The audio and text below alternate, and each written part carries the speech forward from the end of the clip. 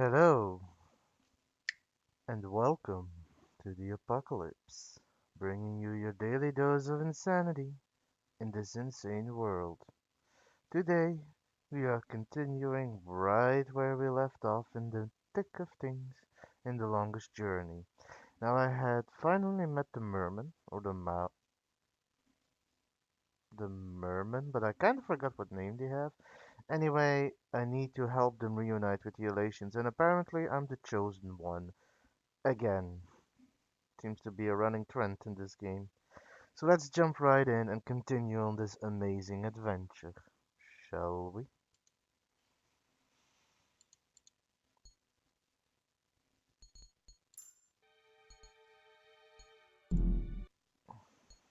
There we go. Now I need to try and unify those two people who have apparently been enemies for generations. That is gonna be fun, won't it?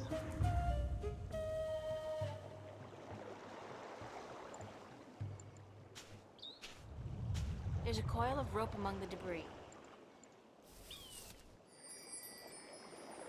Well, Debris from another capsized ship. These must be dangerous waters. I got that rope, at least. Emerald green and clear as the morning sky. That's perfect holiday water. Is it though?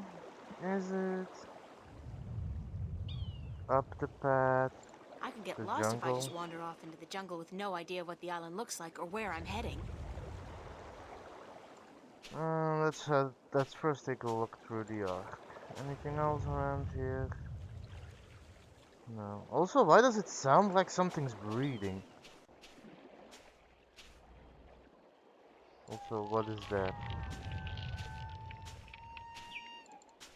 It's some kind of giant crab. Sounds like the poor thing's in a lot of pain. Yeah, the shell does look way too tight. Maybe he's outgrown it but can't shed it. Or whatever it's called.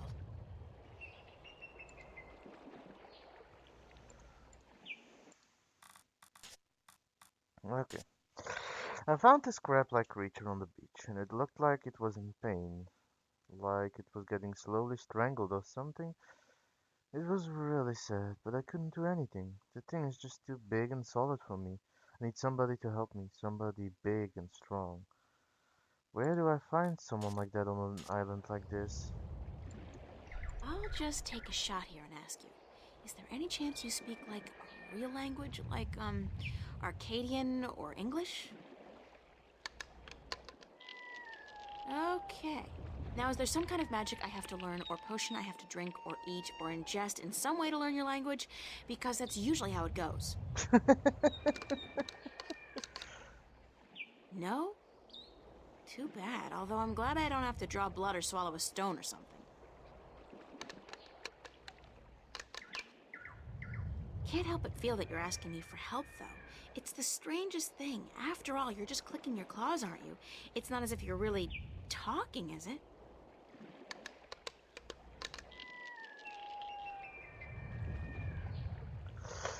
Why does it look like it's just a guy hunched down, crouched, with a shell on his or a stone on his back?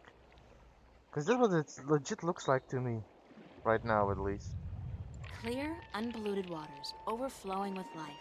Just one more reason why Arcadia is both the vacationers' and environmental activists' wet dream. Literally. Nice joke. Hmm. It's the village of the giant crabs. Hey, that sounds like a great name for a B movie. Village of the Giant Crabs. It's a village populated by giant crabs. Hmm. God, he sounds in pain.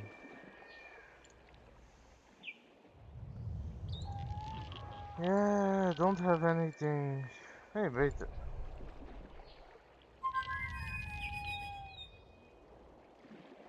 I guess he's not around. I should try again later. I was hoping I could It's find a him. big statue. It's a Guess I'm village. gonna have to wait. Sadly enough.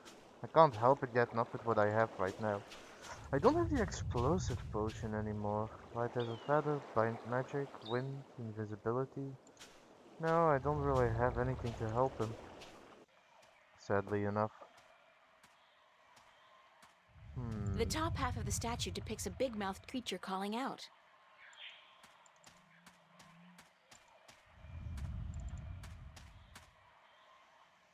It's a deep hole, more like a crevice actually, caused by some kind of seismic activity. God, it must be at least 50 meters down. The crevice widens out into a huge cave just below, and there's water at the bottom. Don't tell me you're gonna jump down.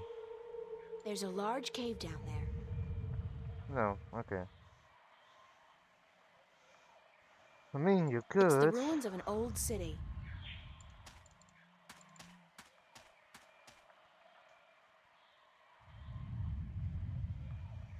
Oh, wait, I think I know what I have to do.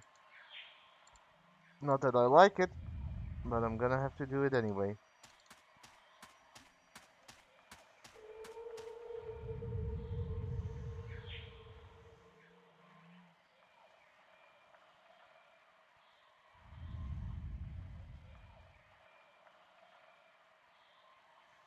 It's a tiny tree. The rope should be able to hold my body weight. Should? You're not even sure? Well, let's go down, shall we? See where the cave leads? Ooh. That is pretty, though.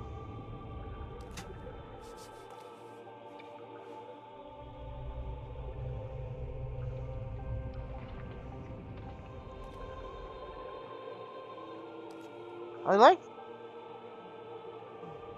the design of it. I don't quite know how to explain it, but I like the visual style. It looked like a real sailor.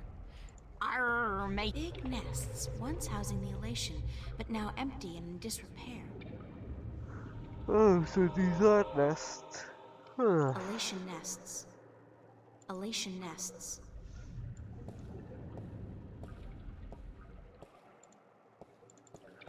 Elation nests. Elation nests. That's everything. Elation nests. Elation nests. Apparently, that's all that's to see here. Elation nests. Elation nests. This does look like a good place where they would It's the set up, you remains would of a think. stone structure that probably fell down here through the crevice. There's a piece amongst the rubble that looks like a bolt or a key. It's intact. What are the odds?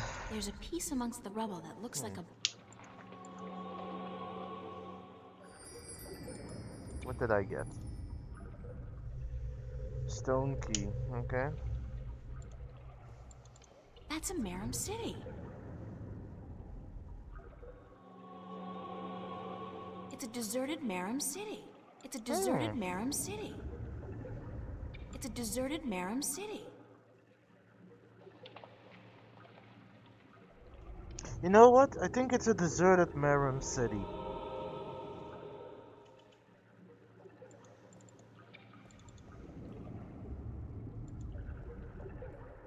Guess I have to go back up again.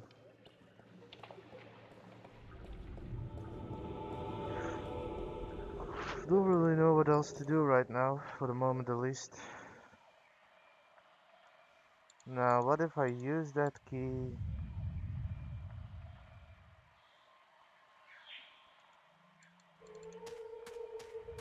No.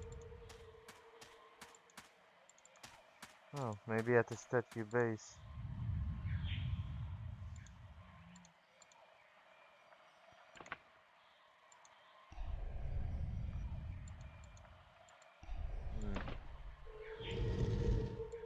It's a triangular hole, like a keyhole.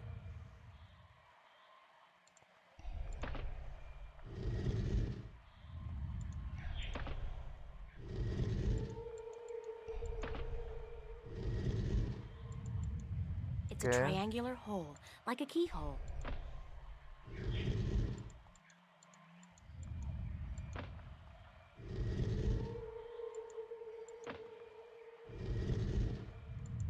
It's a triangular hole, like a keyhole.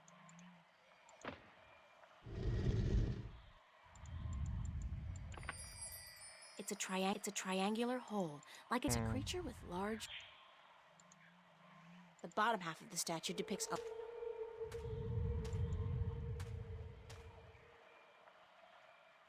The bottom half of the statue depicts a large-eared creature listening intently. The top half of the statue depicts a big-mouthed creature calling.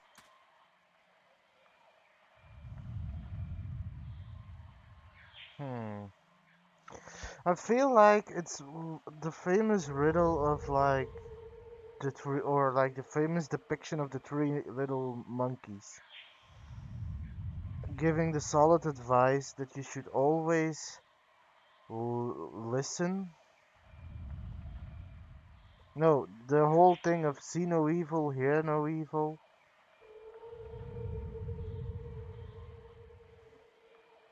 speak no evil. I feel like it's something along those lines. I just don't know what I'm exactly looking for. And that's the problem right now. I need to see if I can find anything else.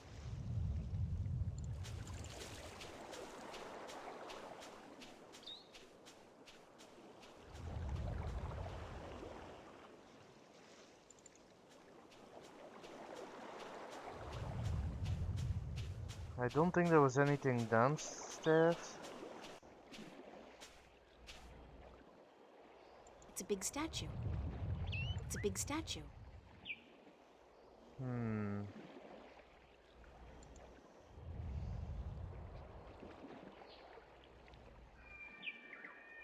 No. No.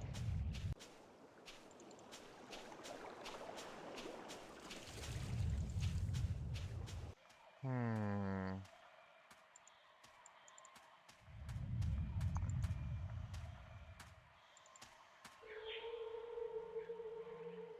It's a triangular hole, like a keyhole.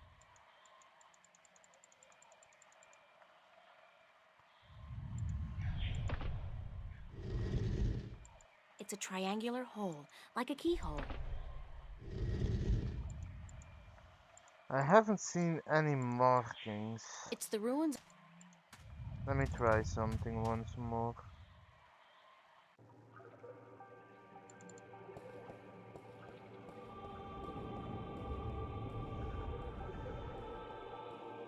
Also, these are both old cities, like they're both abandoned, but this shows that the origin point of them are connected. These used to be one complete race until they separated between land and sea. It's pretty interesting. It's the remains of a stone structure that probably. It's the remains of a stone structure that probably fell down here through the crevice.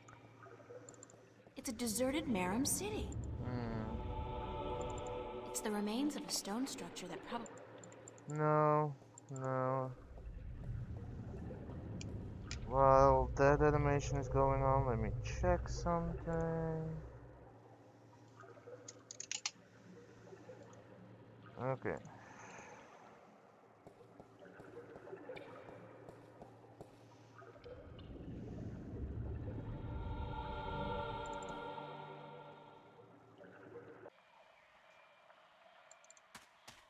Hmm.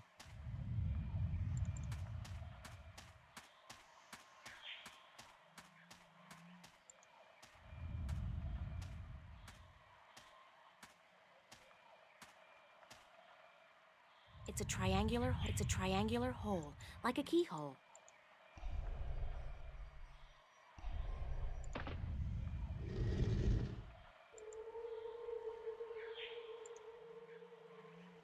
Hmm.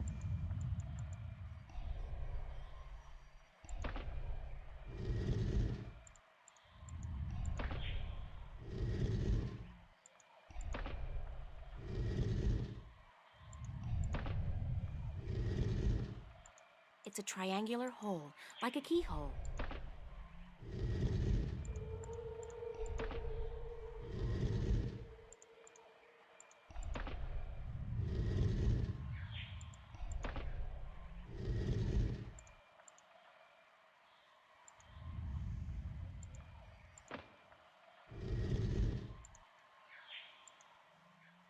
No, not quite there yet.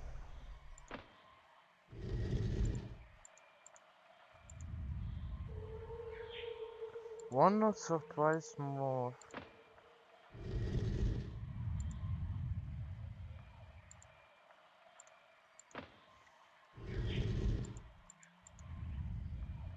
The top half of the statue depicts a big-mouthed creature calling out. The bottom half of the statue depicts a large-eared creature listening intently.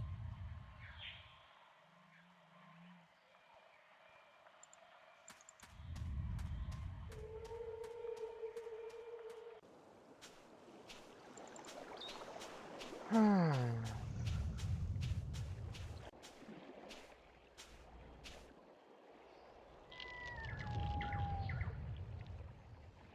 It's a big statue.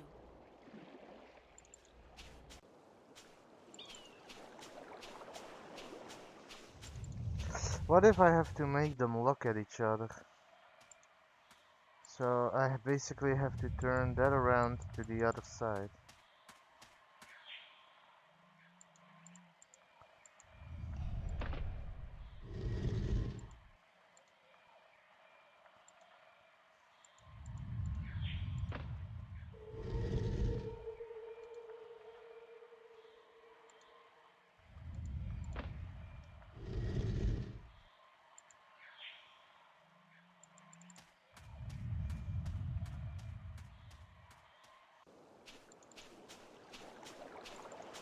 Hmm.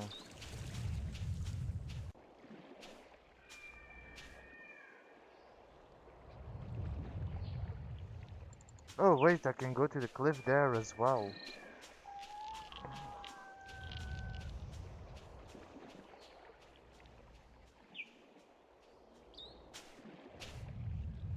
It's an old fireplace.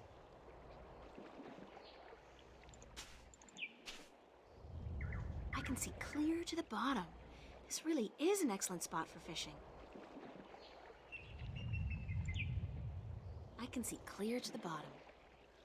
Not quite what I was looking for, or hoping to find. The top half of the statue depicts a creature with a big mouth calling out. The bottom part of the statue depicts a creature with large ears listening to something.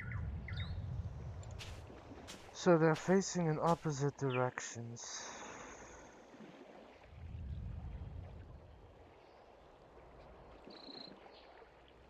Stripe. Okay.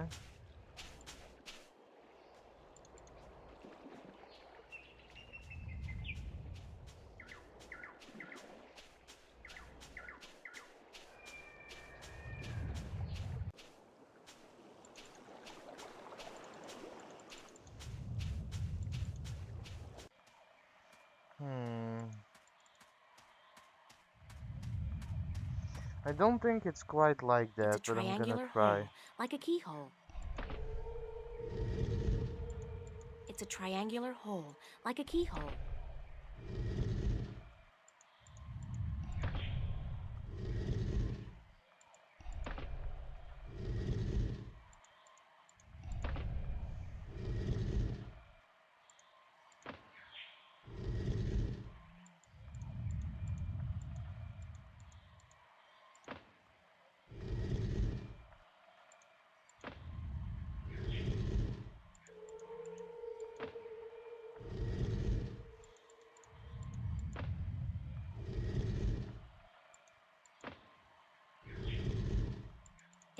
It's a triangular hole, like a keyhole.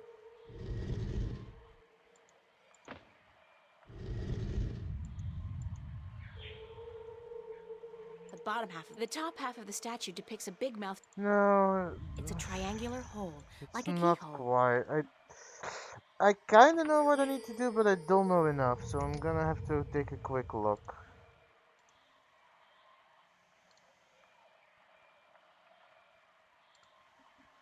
So what exactly am I doing wrong?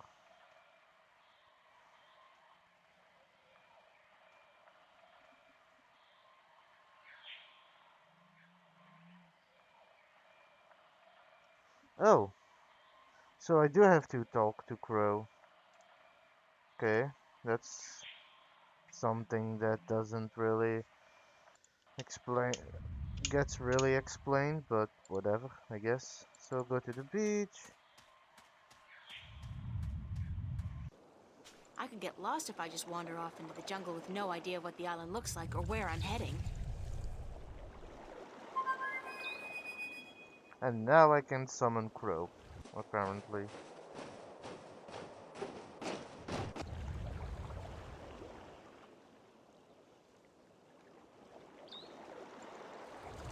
April! You're alive! You're here! You're soaking wet! Where did you go? I thought you drowned. I was completely miserable. Were you And the though? chicks on this island are so prissy. They don't even care for a kiss unless you're all settled down with a nest in your own territory.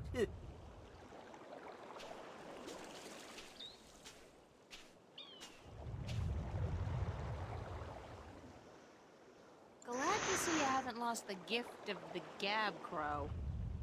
Lady, you have no idea how limited bird Twitter can be. It's all, Bird hi Twitter. this and here I am that, all damn day long. I haven't had a decent conversation in days. Well, you're making up for it now. I never know when you're gonna go AWOL on me again. I had a little adventure under the sea. Under the sea. Oh? I didn't know humans had gills. Under the sea. We don't. Well, I do. I think. At least I can breathe underwater now. Cool. Not as cool as being able to fly, of course, but still. Hey, does that mean you're a mermaid? Hardly. I don't have a tail. What did you do after I saw you last? Well, it took a while, but I found land. Not this island, just a rock with a couple of trees, basically. But when I went back to tell you, you disappeared. I thought you'd gone bonkers from thirst and hunger and drowned yourself or something, so I decided I'd better find solid ground myself or I'd suffer the same fate. And then I found this place. Nice, isn't it? And the best part is, there are no hunters. Only a bunch of big crabs on the east side of the island and a volcano. Oh. I'm gonna walk around for a bit, Crow. I'll just stay here and preen myself, thank you very much.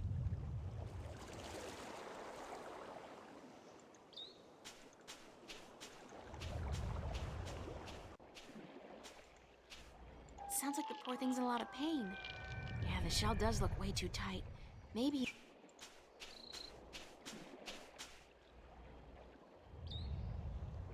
I can't break the shell. It's too thick and solid.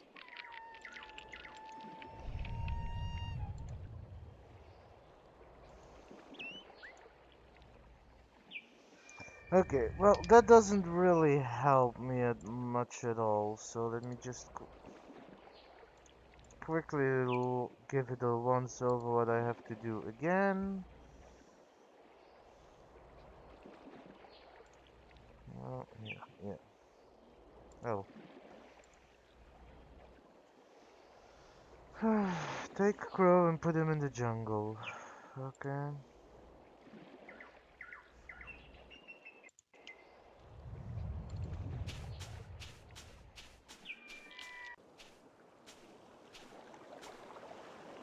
Okay.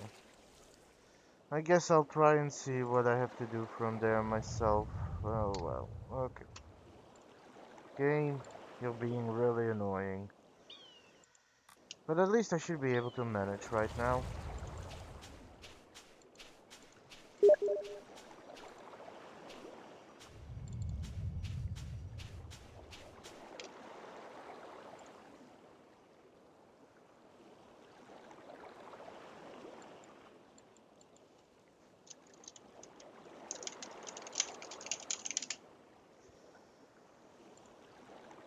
Just answering a message. What can you tell me about the island, Crow? Only what I've been able to see from a... I'd like to explore the jungle, but I'm afraid... Well, I could stay airborne and keep track of where you are. That way I could direct you if... Sounds like a super plan. Let's go. Oh, well, that helps.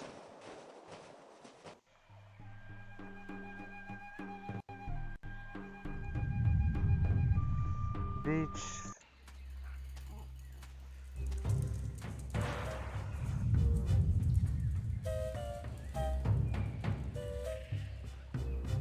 Look, it's another guy that's stoned.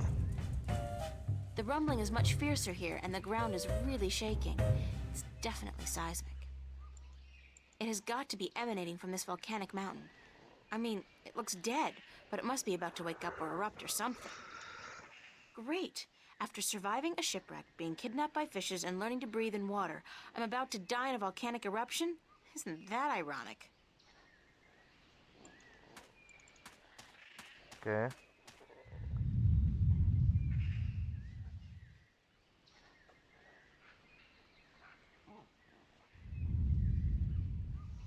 And you're actually just gonna go in there. It's a keyhole. It's a small, eye-sized aperture with a crystal in it, like a lens. Maybe some kind of telescope?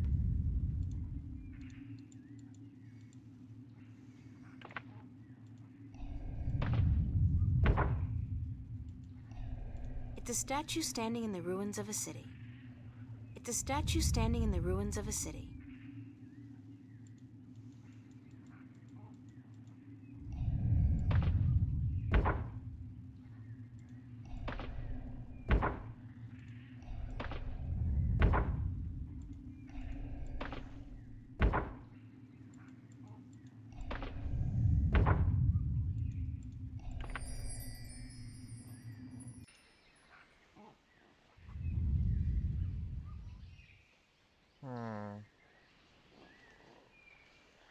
That's one mother of a tree. It's got to be at least 100 meters tall. And what's that in the tree crown? Looks like a man-made construction. Oh. I hadn't even Okay. Apparently it is. Not what I immediately went for, but sure, I guess. That's...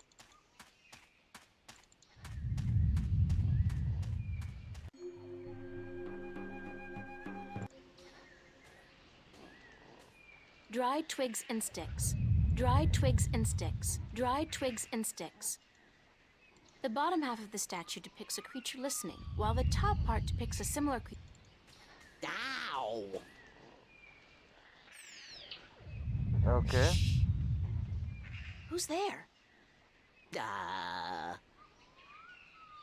up. I know there's somebody there. I heard you. Lol. Busted. Is she gone? Nope, she's still around. Shut up, shut up, shut up. If you won't come out, I'll just sit down here and wait. Sooner or later, you'll have to show yourself. Solar eclipse! Oh my god! Ah! I Lol. hate this place. I so hate it, I can't even sit down without crushing the natives. Big person alert! What are you? What does it look like? A tree stump? A talking twig? We're stickmen. And you're an accident waiting to happen with your large, ungainly body and wobbly legs. Stickman. Really? What's a stickman? An unlucky bugger doomed to a miserable life of stiff backs and monotonous drudgery in the shadow of a mother tree. Happy little fella, ain't ya? You have no idea. So you guys are... you guys are stickmen. That's right. I'm Wick. This is Willow. And that dumb-looking one over there is Woody.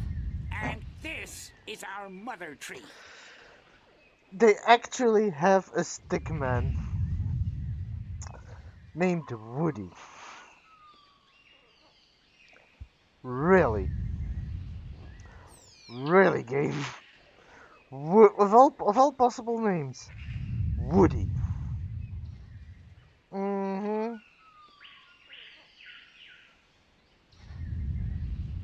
What's a mother tree? What do you mean, what's a mother tree? It's a mother tree. How difficult can it be? It's our mother, and it's a tree. It's a mother tree. What do stickmen do? What do we do? What do we do? What do you mean, what do we do? Well, the people in this world always do something. Like the Banda dug tunnels in the earth. The Merum killed Snapjaw and covered their houses with Tanyan. You gotta do something. Hey, it ain't easy being a stick, let me tell you. You got your stiff back and limbs, your fear of fire and water, your 300 years of miserable boredom, and then you have to get planted and raise a family. It ain't easy. So, you're not doing anything worthwhile then. Wow. Lady, I'm miserable. I'm grumpy, and I got a headache. What do you want from me? Where do the Elation live? The Elation? The guys with wings? Up in the volcano. There's an old city in there. I think they're squatting. How do I get into the volcano? You don't. The road collapsed a few centuries ago, and when traders come, the Elation fly down to meet them. Nobody goes up there anymore. What's that constant rumbling noise?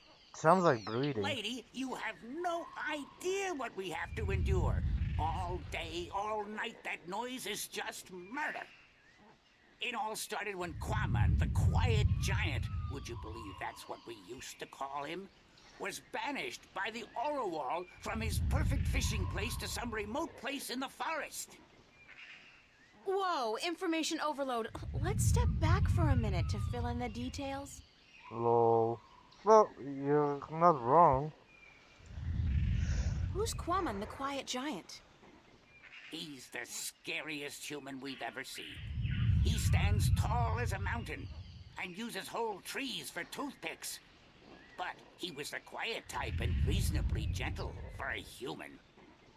He'd spend his days out by the Orowal village, catching fish and frying fish and eating fish, and looking out across the ocean, dreaming about loose women or whatnot. What happened to get the Quiet Giant banished from that place? The Orowal got scared when he accidentally stepped on one of their young ones. He didn't do any real harm, but they banished him from their village nonetheless, and told him to go far into the forest. Aww. Who are the Orlowal? They're the crab-like creatures who live down by the sea. They're nice people, if a little crabby. And it's hard to understand what they're saying half the time. Where's Quaman now? Somewhere in the forest east of here, we don't know where exactly. He went there to get as far away from the Orowal as possible. So what does all this have to do with the rumbling noise? Oh, I was getting to that. If you just let me get a word in edgewise. I just had some questions is all. Anyway, Quaman is the brooding type. And he takes everything so to heart, he got instantly depressed and went to sleep. And what is he doing now? Still sleeping. Still sleeping. That's the problem. But how long ago was it that the Orlowal banished him? The last full moon, nearly 30 sunsets passed. He's been sleeping for a month? He was depressed. What do you want, lady? Once I got so miserable I slept for 8 years. And let me tell you, those 8 years were the happiest of my life.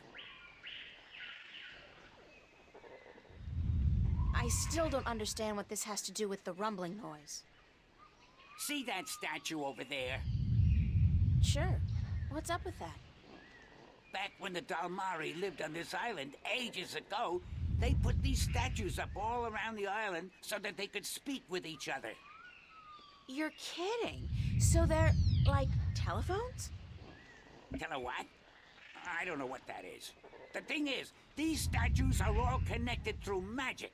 And when you speak into one, your voice flies through the air and comes out of another statue. But I still don't understand. You saw the big head up by the mountain? Yes? That's the one they use to talk to everyone on the island, to warn people of storms or to hold evening prayer. It's connected to the statues as well. And Quaman is sleeping right next to a statue's ear. I get it. Resonance. He's snoring and the deep bass reverberating through the loudspeaker, the big head, causes a resonance that vibrates the entire island. But can't you just wake him up? We don't know where he is. We're not much for exploring this forest. There's water and fire and monkeys. Monkeys like to play with sticks. We don't like monkeys. But can't you just, well, send your voice to his statue to wake him up? There are 4 problems with that. Number 1, all the statues have an assigned symbol, an identifying mark, but we don't know which his is. Second, most of the statues are broken in some way or another. What do you mean? Some statues can only talk to certain other statues. Some can't be spoken to, and some can't hear, which makes it very difficult to get a connection through to where you want to send your voice. Number 3, in order to use the statues, you need a key. We don't have it. We don't know where it is. And number 4? We're stickmen, lady. What do you think? We don't know much about magic or magical devices. And what? we're not too smart, okay? There, I said it. We're not too smart. And when you look at Woody over there, who's pretty stupid by stickman standards, that's a pretty scary thought. Sorry I asked.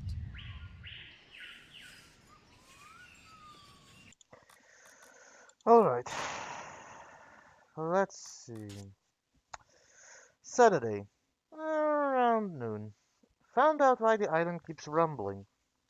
It's not an imminent volcanic eruption as I'd feared, but rather the snoring of a very, very large man, transmitted through a kind of telephone to a large speaker in the middle of the island. With all the snoring going on, nobody's getting any work done, and that's the bad thing. So I need to wake this guy, Kwaman, up. Somehow. And the key to this, puzzle? The key to this puzzle is, I think, these telephones that are scattered throughout the island. Okay. He's a stick man. Hello, I'm Woody. They call me the stupid one, 'cause I'm kinda slow, so don't let me keep you busy. I was born with a big brain, so I can't move as fast as my 2 brothers. I can only do useless stuff like calculations and design, and I play a few instruments, and I'm writing a book on the flora and fauna of Elias. So, Woody is actually the smart He's a one. stick man. He's a stick man. He's a stick man. Hi, I'm Willow. Wick's the oldest. Woody's the youngest. And I'm just stuck in the middle, as always. Don't let me keep you. Wick's the boss, as always. Go talk to him. Okay. I look like a real sailor. Arr, matey.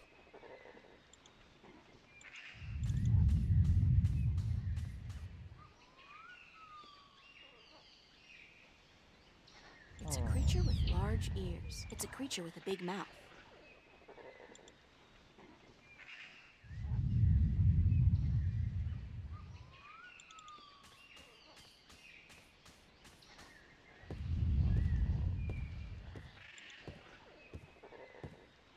It's a big wooden crossbow, I guess. I wonder who built it and what it's for. Maybe I should talk to them about that.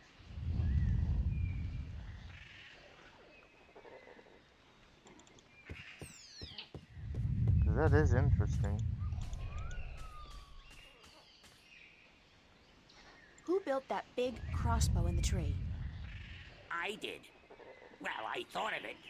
And these 2 nincompoops gave a helping twig on the, manual side. So they built it, and you supervised. Yep, but it's not done. There are still a few pieces missing before we can blast off for Luna. Luna? Did you say blast off for Luna? That's what I said, Luna. As in the moon?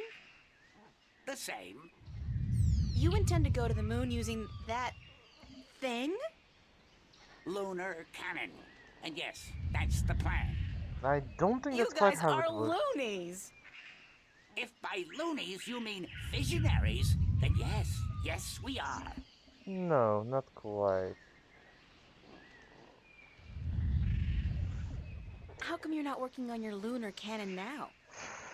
Because of that infernal noise is why. So, if the noise stops, you'll go back to work on your cannon? That's the plan. I'll see you guys later then. If you don't step on us first. Maybe. You never know.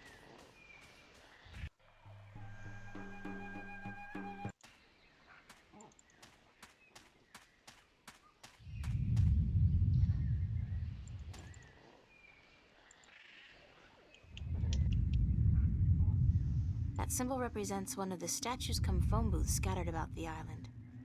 That symbol represents one of the statues cum phone booths scattered about the island.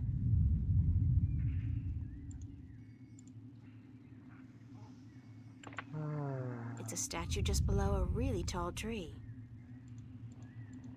Oh, wait.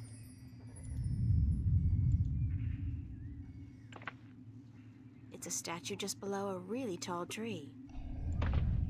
I don't see anything interesting. That symbol represents one of the statues cum phone booths scattered. Somebody's looking back at me. Oh, wait. That's just my eye. The lens is turned into a mirror. So that is the big volcano face, okay? The symbol looking like a nose is like volcano face. I don't see anything interesting. That's nothing interesting.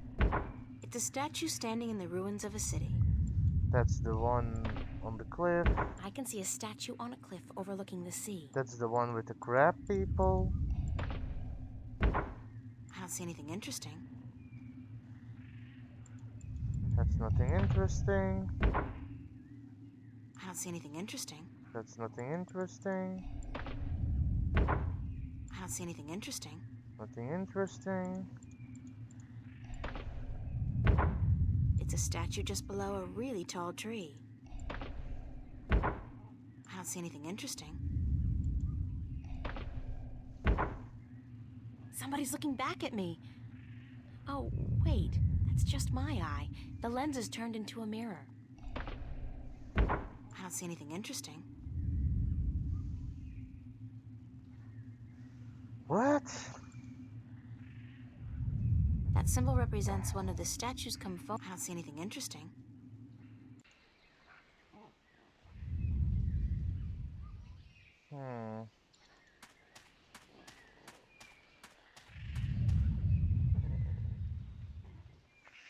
So what am I missing? What's not adding up here?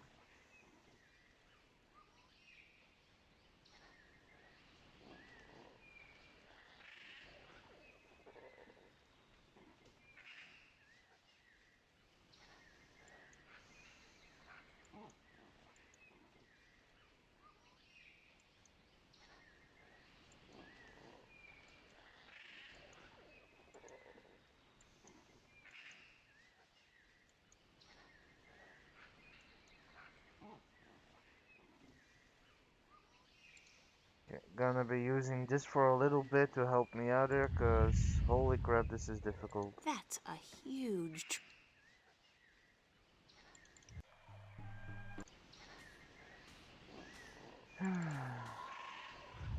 Okay.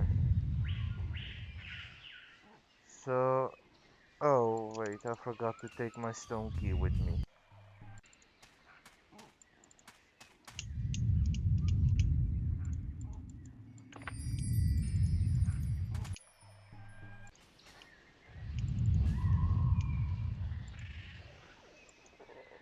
Okay, so I need to take this.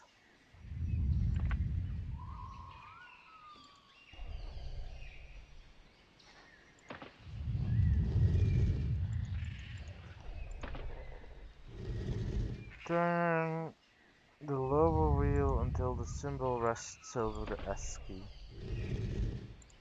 It's a triangular hole, like a keyhole. It's a triangular hole, like a keyhole.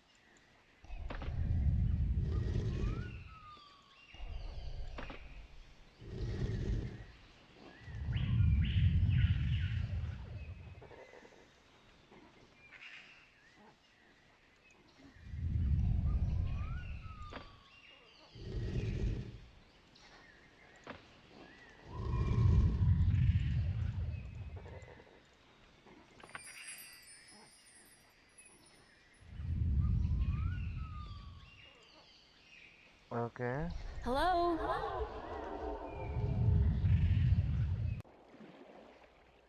Doesn't seem like it's working. Oh, now I'm starting to see how it works, okay? I look like a real sailor. Okay. Go to the beach and the cliff statue.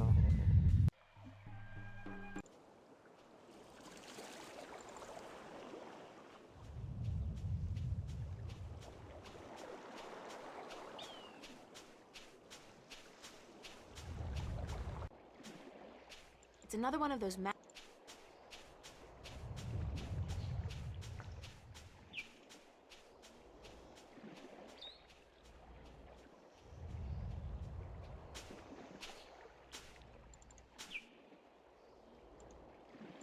Now I need to take this key and turn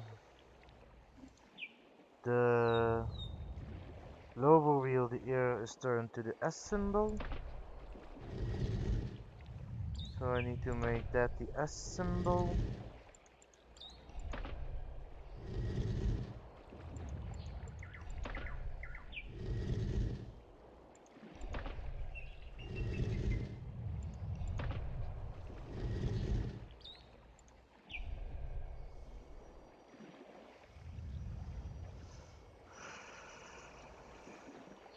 And the ruins.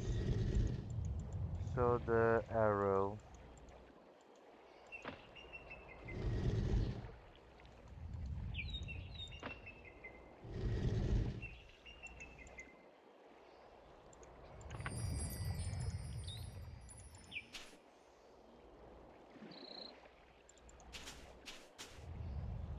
I can see clear to the bottom.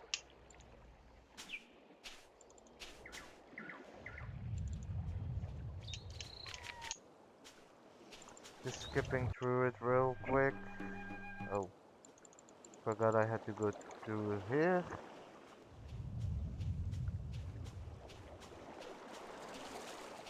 Okay. This should help me get along a little more. Set me on my path a little further. It's still a very difficult game, so I'm still gonna have to look up some things every now and then.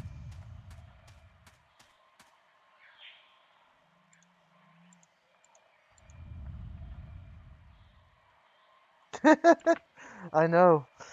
Basically, to wake up the giant, I need to play a huge magical game of telephone. But like, it's so vague. Don't get me wrong, it's not impossible to solve. It's just I don't have the time to take my time and think about it. If I did, I would probably try and solve this game completely by myself. If I get stuck, I'm gonna have to make a point, however, at some point to look something up because I can't keep playing the same thing for an hour. But it is a really convoluted game and I love it. Now, where was I? Oh yeah. So this needs to point to the cliffs. And that needs to point towards the big speaker.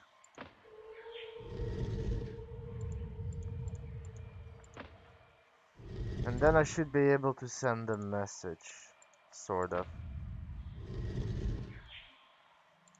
Okay, so now I'll take the key with me. It's a triangular hole, like it. Just to be safe, because you never know when I'm gonna need it again.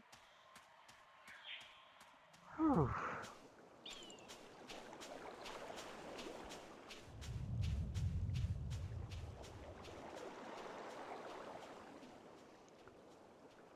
And it's still the same game you saw me start all that time ago. It's still the same one. It's huge.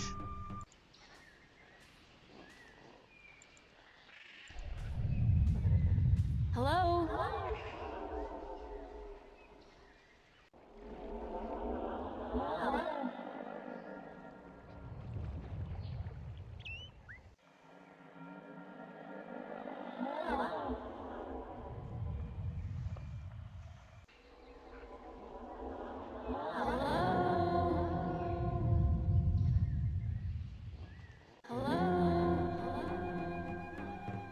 Wow. Hello? Wake up! Wake up! Wake up! Wake up!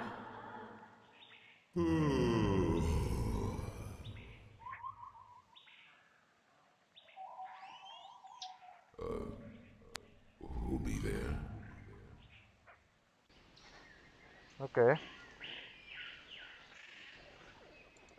Hello, Quaman?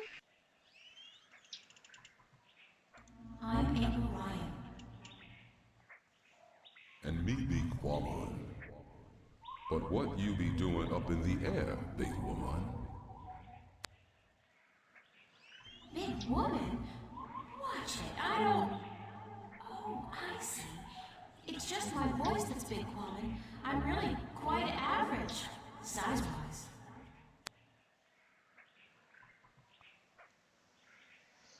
Where are you, Quaman? That be a secret. Quamon want to be left alone.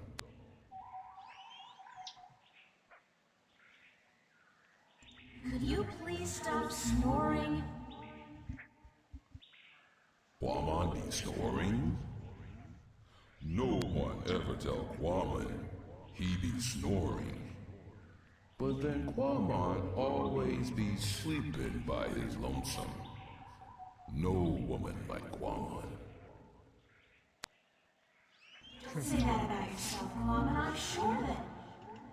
You know, it's kind of uncomfortable to be discussing this in a public like this. Yes, I know. everyone be hearing about Quamon I'm gonna answer now. you in a moment, Frank. Just gonna watch the cutscene. So, yes, I had this discussion yesterday as well with Jake. Like, the graphics are horrible. They really are, considering that this is 2019. The graphics are horrible. That being said, this game trumps a lot of the games being made today. Graphics wise, no. But it beats it in anything else. It has great story. It has great character building. It has great story building. It has great environment. The things make sense. There's so much to this game. The only downside is graphics. And I don't fucking care because it's part of its charm. I love this game and I love the graphics. The only complaint, and this is just me personally, but the only complaint, and I don't quite know why it is that because of the glitchy nature of some of these graphics, it makes some of them appear invisible. Yes, actually, I have all the sequels ready, and I am going to play them one after the other. Just in the middle of this one, but after that, I'm gonna play Dreamfall: The Longest Journey and then Dreamfall Chapters. As I um, said in earlier streams as well, the reason that I got into this game was I accidentally got the third part of this series first, and I played like 10 minutes into the game before I realized it's not the first game. Then I did some digging and I started with this one. So I do have some knowledge about the third game, but just about 10 minutes of gameplay and then I quit. Because I wanted to play them in order. But holy crap, I love this game so much so far. You want to talk about your problems? Face to face? What be the point? I'm a good listener, and I'd like to be your friend. That'd be the point. Quamon not sure if he want friend now.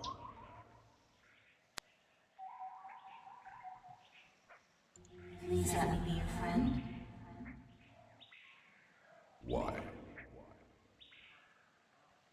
Because I'm lonely too. I don't really know anybody on this island, and I need some help. Well, Quamon be wanting to help, but... Okay. Quamon be your friend and talk to you. My secret place be in the ruins of the old temple. by the wells.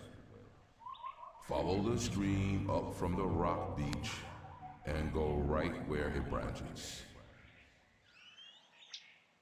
Thanks, Tom. I'll be there as soon as I can. Also, I just noticed your name. Is that you, Bill?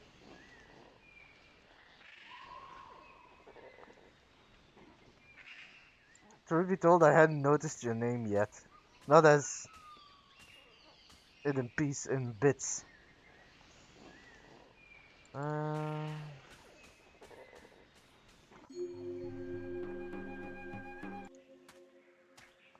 Hey, Bill, how you doing? Glad to see you could make it. But so yes, I am definitely planning on streaming the other games as well. I've just taken too long to continue this one due to life reasons, but I'm gonna finish it. Gonna sit it through.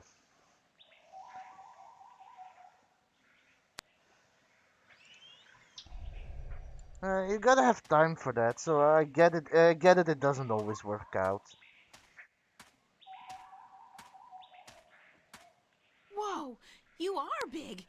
You're just about the biggest person I've ever met. Quamon be a freak. No one be liking him. I didn't mean it that way. I just meant... April, you know just what to say, don't you? I'm sorry. I like tall guys. Really, I do. You be the only one then, because no one else want anything to do with Quamon.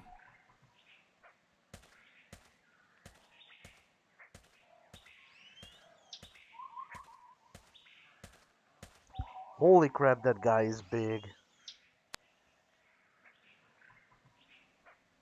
Wow. Anyway, I haven't seen anything of any of the games. Like I said, only a little bit of the third one, because I bought the game thinking it was the first one, or a game by itself. And that's about it, so I don't really know much of what's going on. But the story and the lore building in this game is fantastic. And I haven't regretted buying it so far. How did you come to be on this island? That be a long story. Do you want Quamon to be telling you? Sure, why not? Sure, I have time. Tell me the story. Many long moons ago, Quamon be happy. He be working at the Circa in Coruscant, where he be big attraction. It really is. What did you do? It's also interesting. Quamon be I'm the gonna let this world's finish first. strongest man. He be popular. People come to see him from all the Northlands. Some even from east of the Bay of Fire. But then there be an accident, and the Circa tell Quamon to leave, that he be dangerous, and that no one be paying to see him anymore. What kind of accident? Quamon's most popular feat be the breaking of large rocks with his fist. Everyone would applaud when the rock be breaking.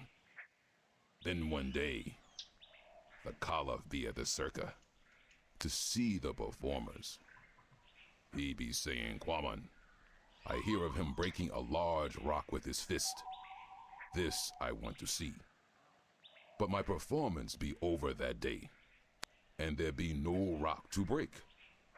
So the Circa ringmaster Oberon, he be saying, let's get a rock in here, any big rock at all.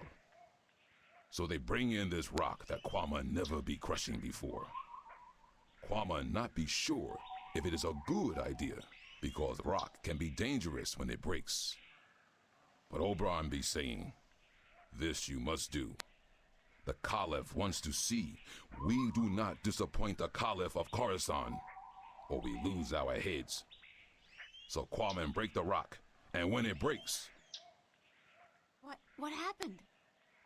there be large pieces of rock flying everywhere, and one piece be hitting the Caliph and one his son.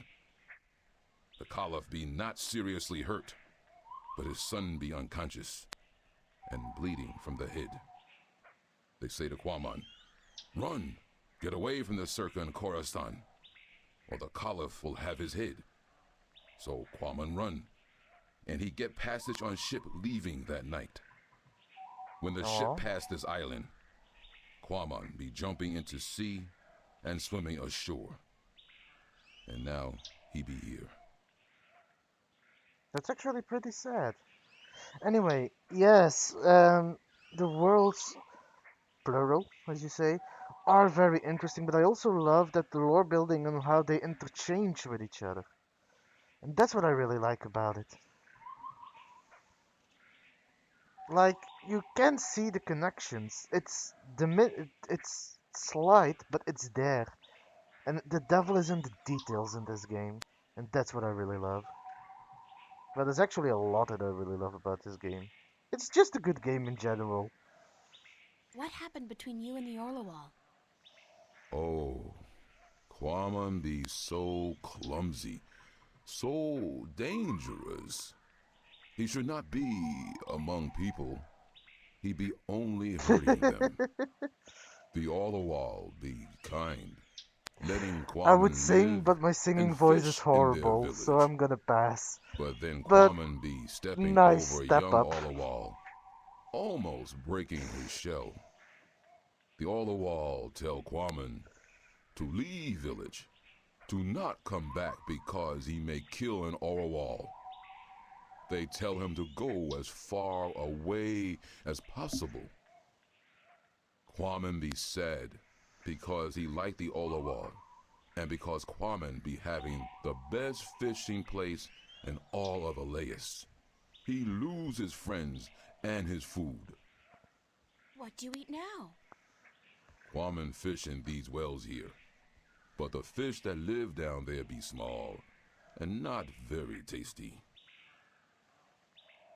Also, Bill, if you're interested in actually seeing a playthrough of this, just if you're interested and you don't know what else to do, I can give you a YouTube link later. I am uploading my entire playthrough of this game to YouTube. Then you can watch it at your own time, at your own pace, whenever you feel like watching it. I'm also gonna do every future stream that I do. I'm also gonna upload there, so if you ever miss anything, you can keep track of it there. Might be your chance to look how the game goes.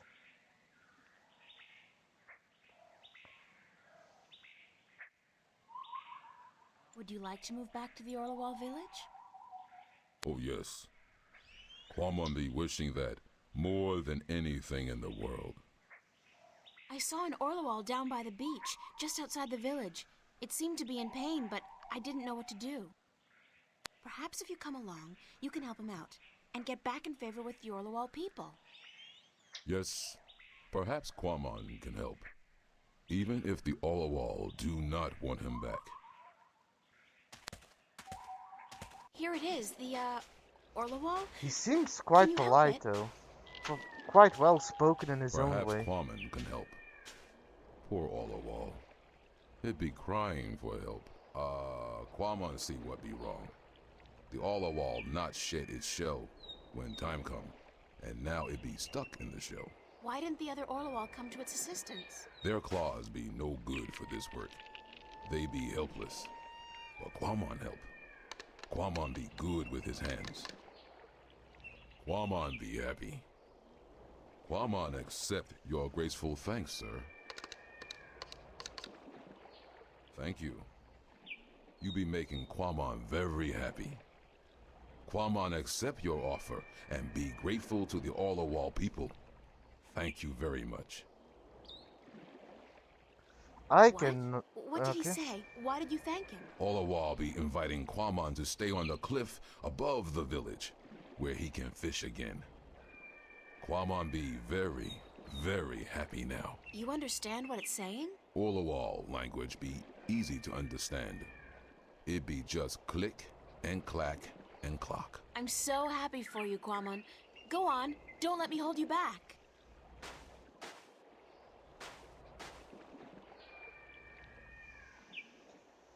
Let's go say hi to him again.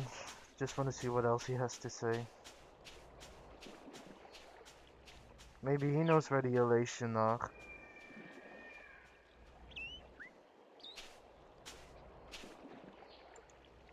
Quammen is fishing. Hey, Quammen, how's the fish biting? With its teeth, but not today. Why's that? Quamon be not certain. The fish always bite before, but then Quamon be having lure. Now no lure, just bait. What do you need to make a lure? Quamon can make lure with just anything, as long as it be colorful and not get heavy in water. You're a real DIY guy, don't you know? Always be something wrong with Quamon. No, that's a good thing. That was actually a compliment. Oh,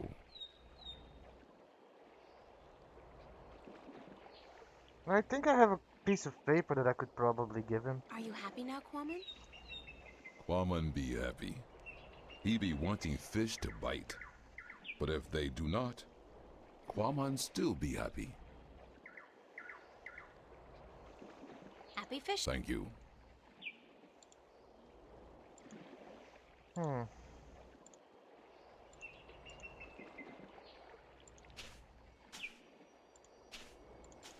Could this wrapper work as a lure? Yes. Yes, with some work. It'd be perfect for a lure. Now Quamon can make one, and hopefully catch many fish. Quammen is fishing. Hello, Quammen. Hello, April. Can I borrow your fish? Quamon must catch fish first, so he can eat. Happy fishing. Thank you.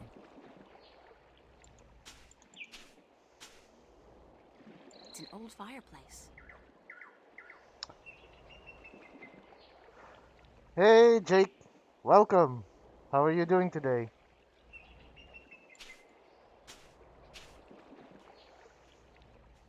It's the Orlewall village. Okay.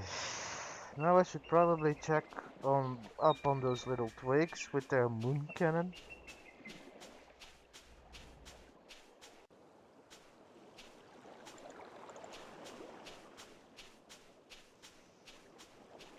Yes, apparently the twigs are making a crossbow that is supposed to shoot them to the moon. Because that's a thing now, apparently, that twigs want to do. Or stick people, as they're called. A stick person called Woody.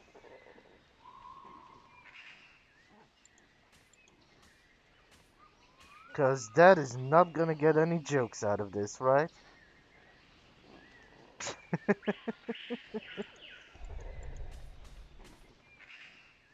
How come you're not working? Because of that But Quammen has moved back to the Orlewall village. He's not going to disturb you again. Trust. Really? How the heck did that happen? Nah, I don't care. The important thing is we can work again. Thanks, lady.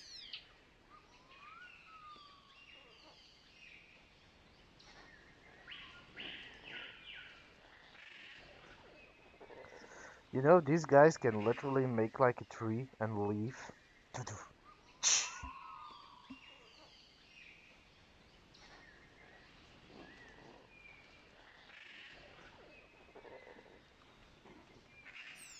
These guys are a real stick in the mud. Okay, enough jokes. People can only take so much of my jokes.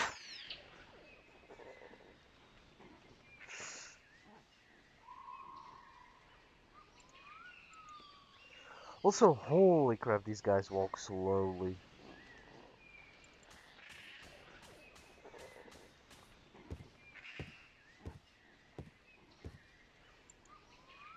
I'd be happy to talk to you later, but I got some fine-tuning to do before I'm Can't talk. done. Busy. Okay.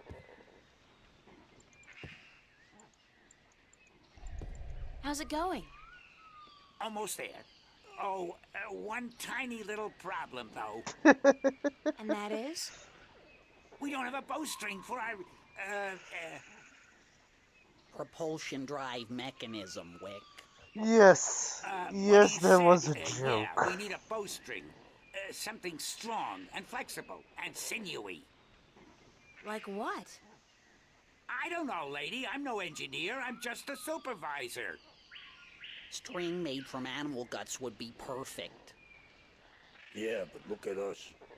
Do we look like the kind of stickmen who'd make good hunters? Do you see me going after a gate beast carrying what? A cone?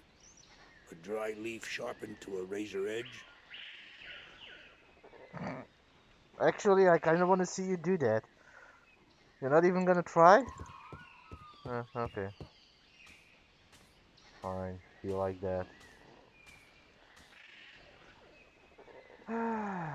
Okay, now what?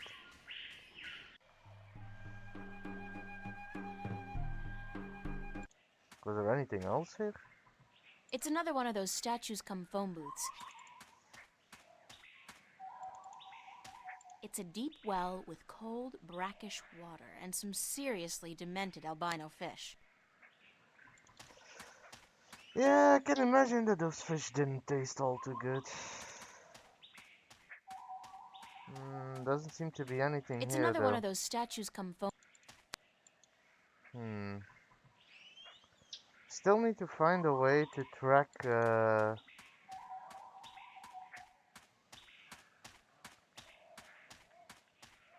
those elation people.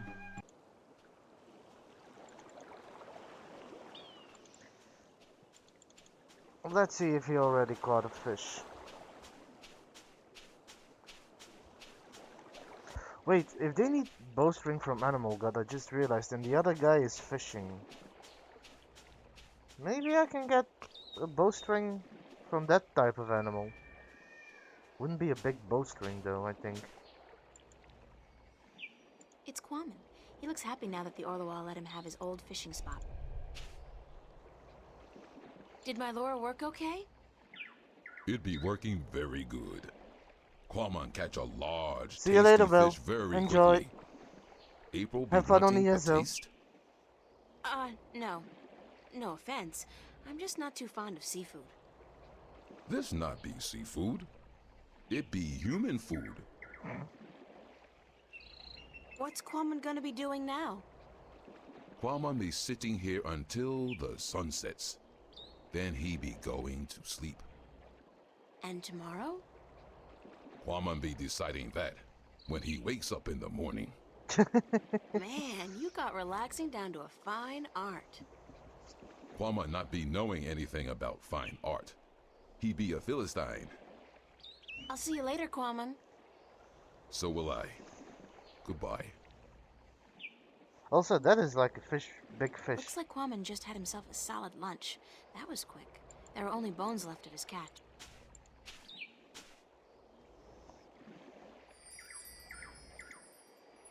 Did I just pick up a fish skull? Yeah, fish bone. Hey Bill, I know you're gone, but now I have a bone to pick with you. How's that for a joke? I don't figure I'll be needing the rod anytime soon, but I'll borrow the line. It's Quammen's fishing rod. It's Quammen's fishing rod.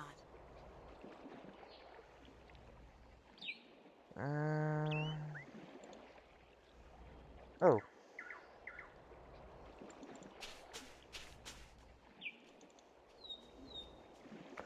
Apparently I don't even need to catch a fish or to get one of the fish that he was cooking. Apparently all I need was to get his fish string.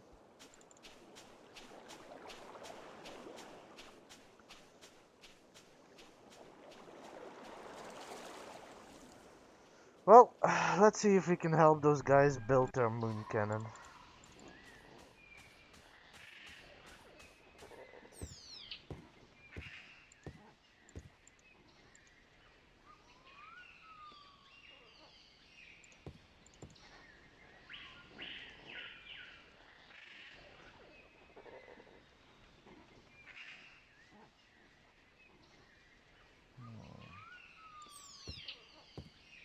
Can you use this as bowstring for your, lunar cannon?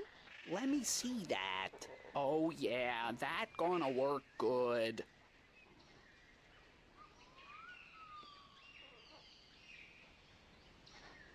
All right, listen up.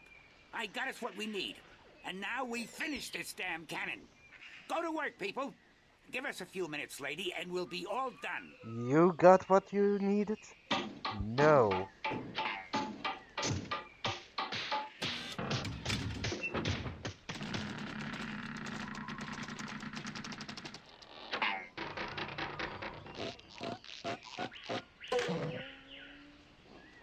It worked.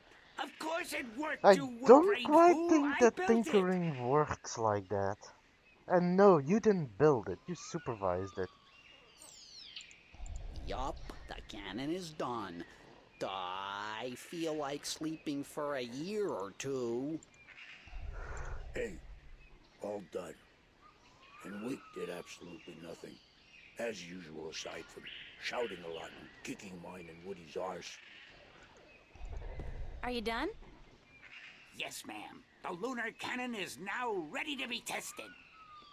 Well, Well, what? are you gonna do it? Do what? That's the lunar Test the cannon. cannon. Me? And get myself killed? I think not. But go ahead, be my guest. I don't think I'll fit in there. That ain't my problem.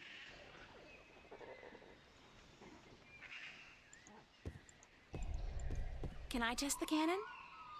Be my guest. According to Wick, it's a lunar cannon. Apparently, it's powerful enough to send a stick man to the moon. Oh, sure, in a Jules Verne novel, perhaps. I mean, I wouldn't be surprised, you never know.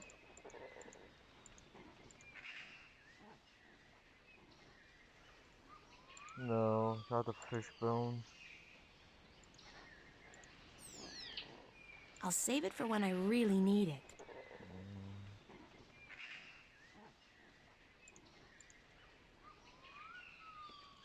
Hmm. Yes. Yes, that is Ash. Yup.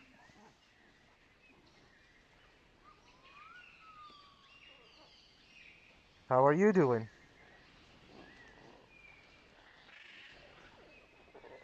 It's the Stickman's lunar cannon.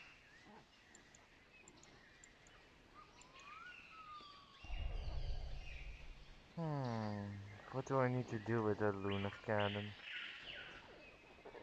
That's the big question now. Can I test the cannon? Be my... It's the Stickman's lunar. I look like a real sailor. Arr, matey. Yup, the cannon is done. All done. I feel like sleeping for a year or two. It's the Stickman's lunar cannon.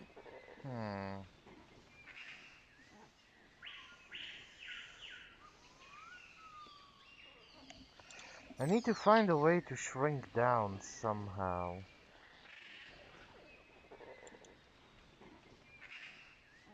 Like there's a leaf, bind magic.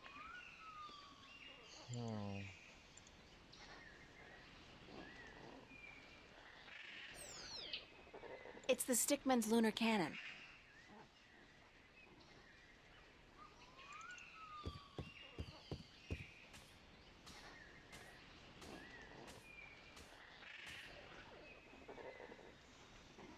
Okay, give me one moment. Let's see what I need to do.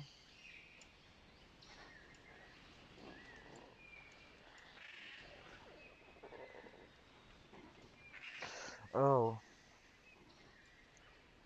Okay, yeah, I can see that. I just didn't know I already had to go get it. Oh. Problem solved. Anyway, I forgot to pick up the rope when I climbed out of the hole, so now I need to go back, get that rope, and combine it with the skull, and then I need to launch it. So I did know that I needed to launch the skull. The skull wasn't ready yet. Let's grab that.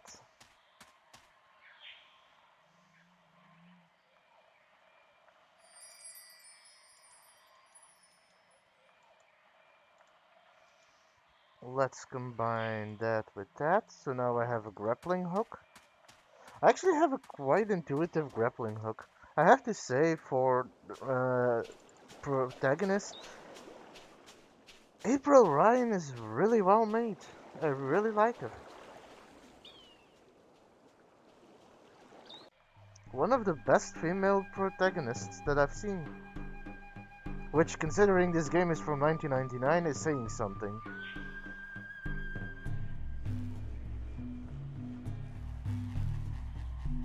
Where did I need to go? Right, the large tree.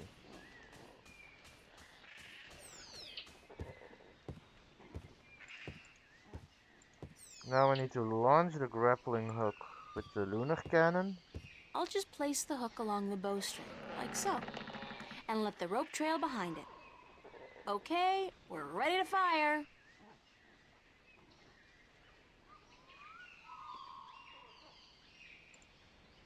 Let's see how it goes.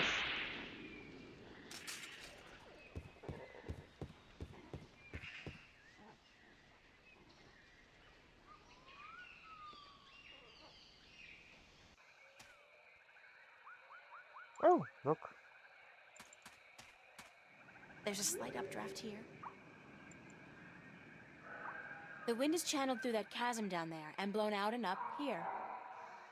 Yeah, but that's not what I want you to look at, April.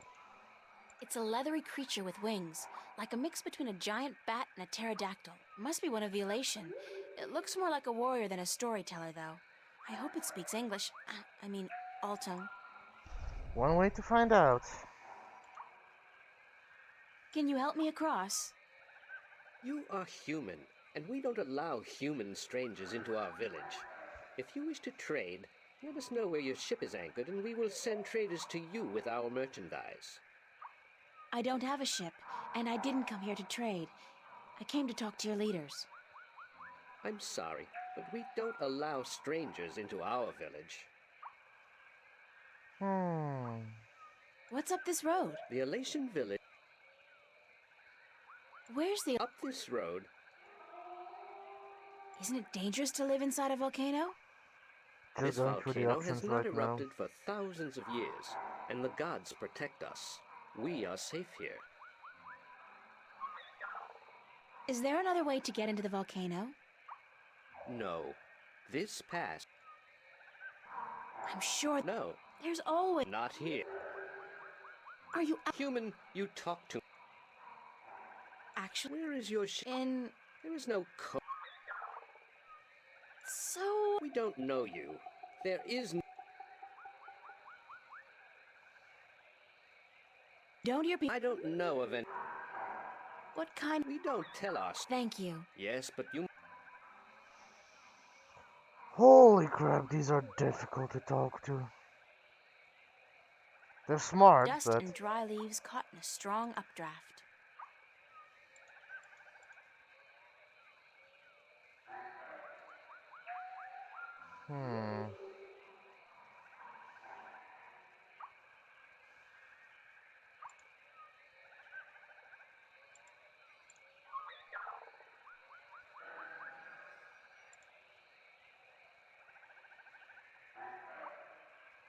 Oh, God, I think I'm gonna throw up. That was so not appetizing. Weirdest thing, though. I do feel lighter. Like I lost 90 pounds. I can't even imagine what people would pay for this stuff back home. Whoa, I'm fly! Not. I guess I still weigh too much to be carried on that slight updraft.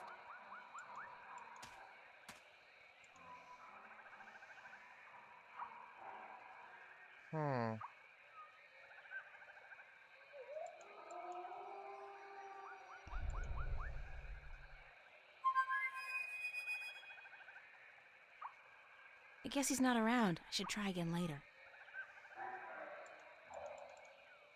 I look like a real sailor. Whoa, I'm fly! Not. I guess I still weigh too much to be carried on that slight updraft. Okay, so I do have the lightweight potion, so I am light. It's a picture of Charlie, Emma, and me in Florence Park. Marcus took it about a month ago before it got real hot.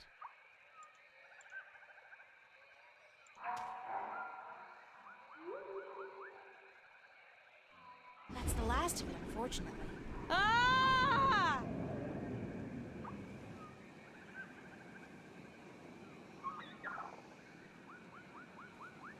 Hi. Human, you flew across the chasm.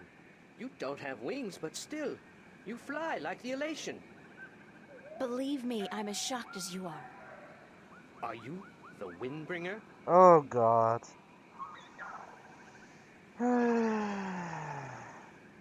What's the Windbringer?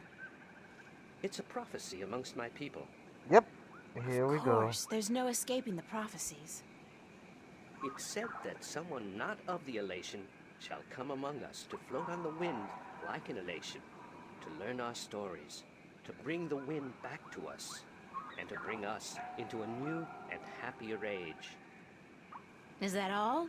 You know, I'm starting to forget how simple my life used to be. Family, friends, grades, boys. No Oh prophecies. God. Nobody looking What's to me for wrong? What happened? salvation. I don't understand, Windbringer. You should speak with our teller up in the city. She'll be wanting to see you, I'm sure. We've waited for the Windbringer for a very long time. The teller? Why Thanks. is your face swollen though? No, That's the Windbringer. doubt. That's Thank why I you. tell you you shouldn't get rushed into getting swole. Then this happens. Yes, I went there.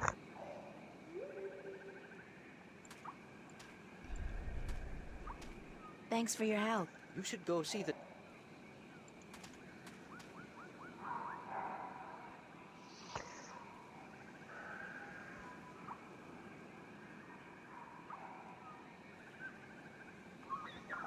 So you're having an allergic reaction. Careful, careful, you're not gonna go into an anaphylactic shock. It's an old man, I think. Difficult to tell, since they're all kind of wrinkly. Hello. Good day, stranger. What would you hear among the elation? I need to speak with the teller. The teller? Go down into the city and you will see the castle. The teller, she keeps to the tower. She's old and her eyes don't take well to the sun.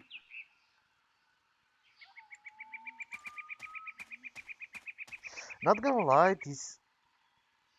Alright, just make sure you're fine. I do like to see you in a few months. In one piece. Preferably not in a coffin.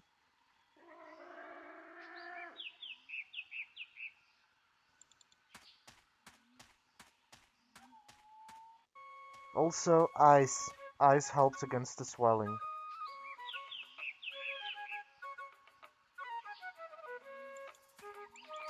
I didn't expect the elations to look like this. It's a little It's elation interesting, girl. but... I look like a real sailor. Arr, Mikey. No. You know what you should do? Hi there. Just What get you one doing? coffin. It'll fit you and Sadi just nicely. Yeah, what are you playing? Nothing. My daddy's in the castle watch. He's allowed to sharpen his claws. Really? My daddy owns a farm. Yeah? Do you have animals there? Sure. He has some cows and some horses and... What's cows and horses? Well, cows are big, brown, fat animals with 4 legs and white spots. And they go moo a lot. And horses? Horses are fun to be around. They run really fast and they can jump over tall fences and they look beautiful and graceful. But the best thing about horses is that you can ride them. I can run fast too. But I can't fly yet. My wings aren't fully formed. But when I grow up, I'll fly far away and see everything. I'll go see our horses. That would be nice. My name's April. What's yours? Saina, will you be my friend, April? Of course, Selena. As long as you promise to be my friend. I promise. Why? It runs in the family? No, that's the problem. No one runs in your family. Gotcha.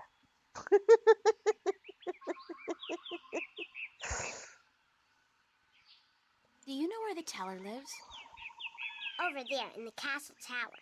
My daddy's watching the entrance so that only nice people can get in. Do you think he'll let me in?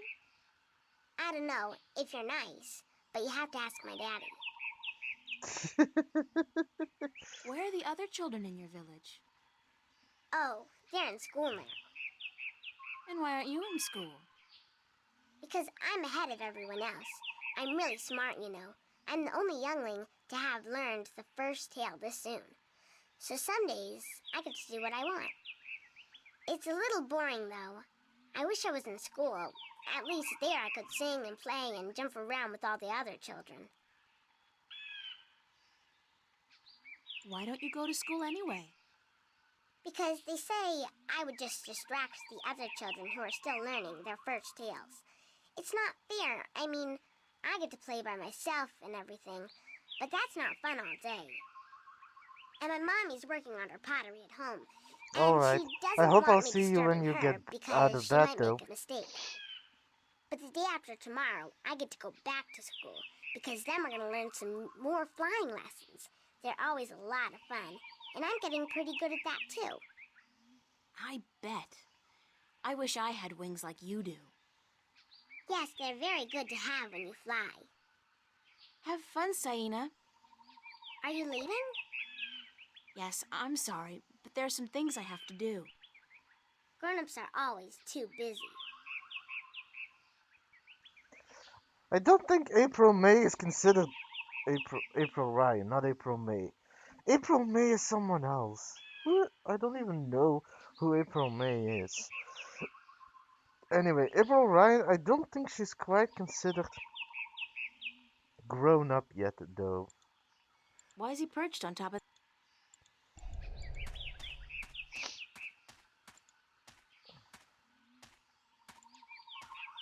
It's a young Elation female working with clay.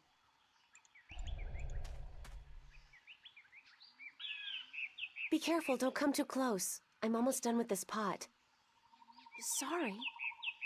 Are you here to buy pottery?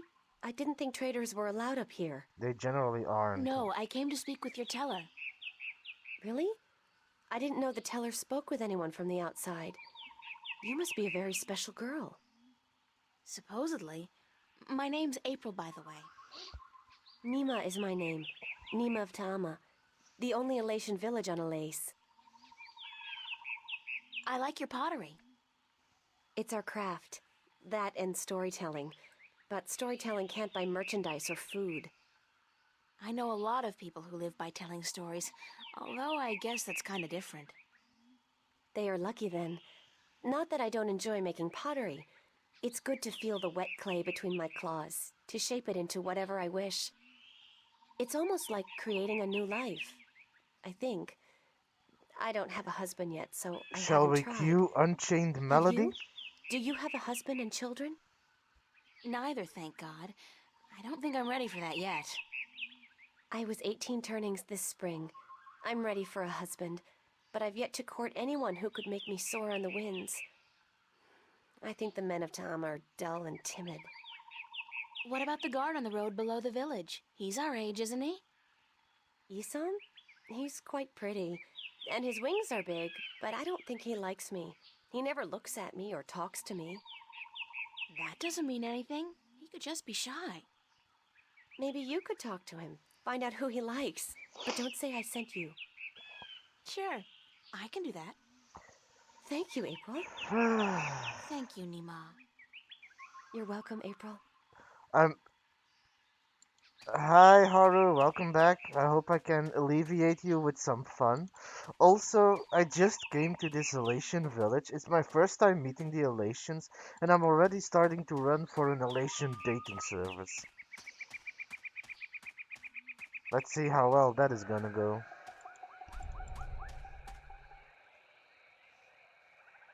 So, Isam, that's your name, isn't it?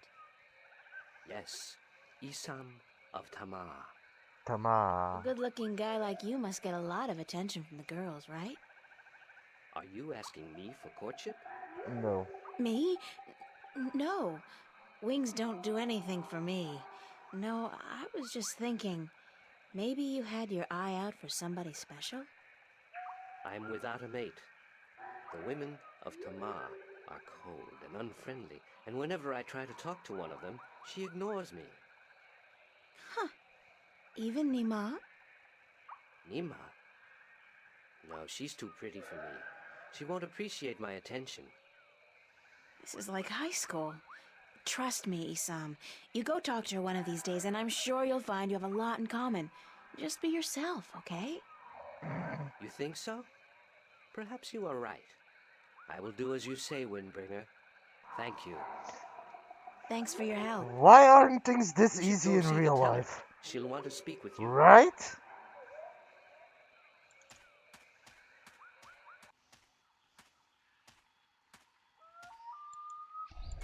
Hello. Did you see the... Then you should. Okay. Guess he's not gonna tell me anything interesting. But yeah, I do hope you feel better soon. And in the meantime, I'll keep you company a little bit. You can look at this mug. Also, how do you like my new aesthetic? You haven't said anything of it yet. Hi, Nima.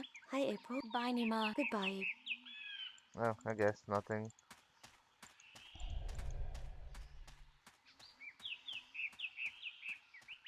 Halt! Who would visit the teller? My name's April. And what would you with the teller? I'm not sure, but I need to speak with some... The teller is our teacher and our mother.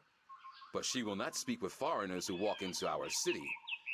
And how, pray tell, did you get here? The road is closed and guarded. It's got to be my female charm. It will not work on me, human. Halt! I'm the Windbringer. The Windbringer? You are not the Wind. How else would I have been able to get up here? If so, you must prove that you are of the elation. There are 4 tales from the 4 corners of the world that you must know by heart. They are the tale of winds, the tale of stars, You the got a tale problem? of sea, and the tale of homecoming. At least I got a story I will connected ask to you losing one my question eye. from each tale, and you must answer each correctly, or you cannot be the Windbringer. Half Are you ready? blind, mind you. It's only one eye. I can still see you insulting me, bitch. No, give me... Then return when you are ready, and I will test your knowledge.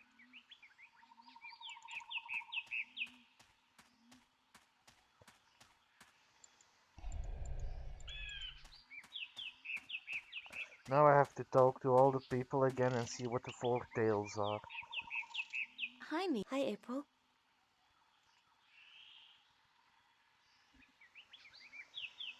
Do you know one of the 4 tales of winds, stars, sea, and homecoming? I had to learn the tale of homecoming. It took a long time, but I think I got it now. I'm better with pottery than I am with the tales, unfortunately. Do you want to hear it? Please. Very well. I'm watching This you. is the tale of homecoming, my tale, and I shall tell it in my own words, as told to me by my teacher, in her words, and by her teacher in turn. Moran was a handsome young Elation man with strong wings and a hardy beak. He lived below the white cliffs, where the water was salty and the fish plentiful. Moran was betrothed to Inara, the loveliest girl there ever was. She was fair and slender and tall, and her eyes were the clearest shade of blue. But Moran was hesitant to enter into union with Inara, to become her husband and to give her children. He would always come up with a new excuse for why they had to wait a little while longer. Now, Inara was skilled at pottery, but even more so with stories, and the teller of the village had many times asked Inara to be her apprentice, to learn all the tales, so that someday she could take over as the teller. But Inara refused, knowing that if she did accept the teller's offer, she would never be able to marry Moran, because a teller cannot have a husband nor children of her own.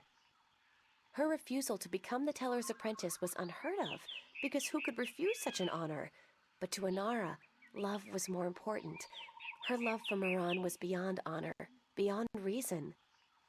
But As the despite game Inara's starts love, lagging. Moran was still hesitant.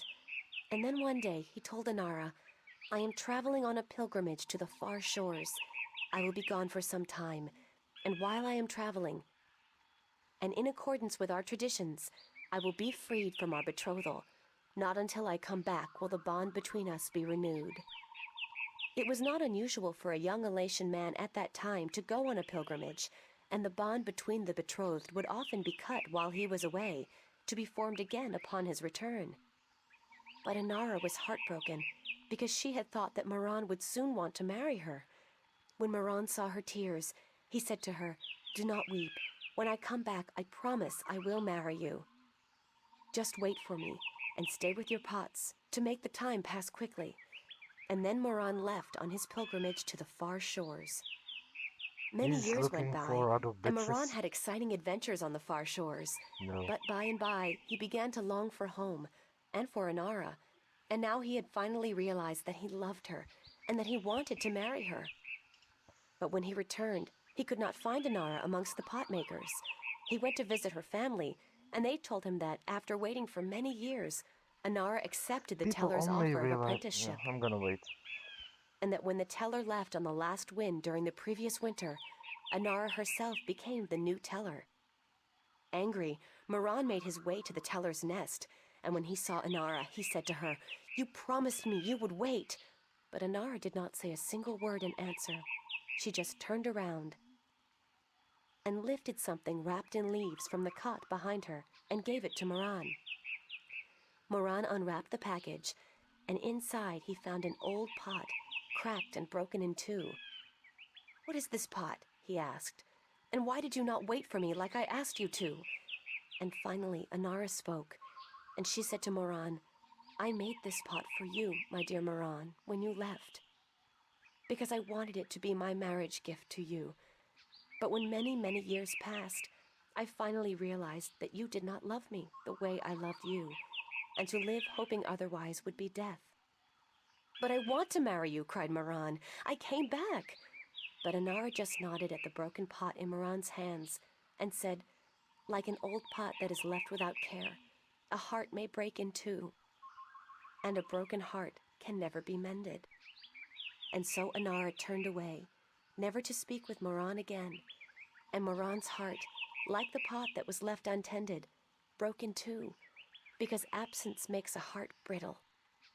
This was the tale of homecoming, my tale, and I told it in my own words as told to me by my teacher, and as I will tell it to my student when the time comes. Bye, Nima. Goodbye, April. That is an interesting story, and I really like it because because it boils down to that people never really realize what they have until they lose it. People are careless. You can have all the happiness in the world and you wouldn't realize it. You only want for more and more, not realizing or learning to be happy with what you have. Be content with what you have. You're richer than you think.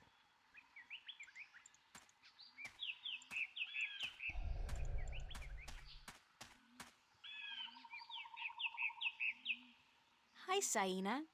Hi, April. Do you know one of the four tales of winds, stars, sea, and homecoming? Yes, my mommy taught me the tale of the stars. It's a really pretty story. Do you want me to tell it? Please, Saina, I would like that very much. Okay. This is my tale, the tale of stars, and I tell it to you in my own words, as it was told to me by my teacher in her words.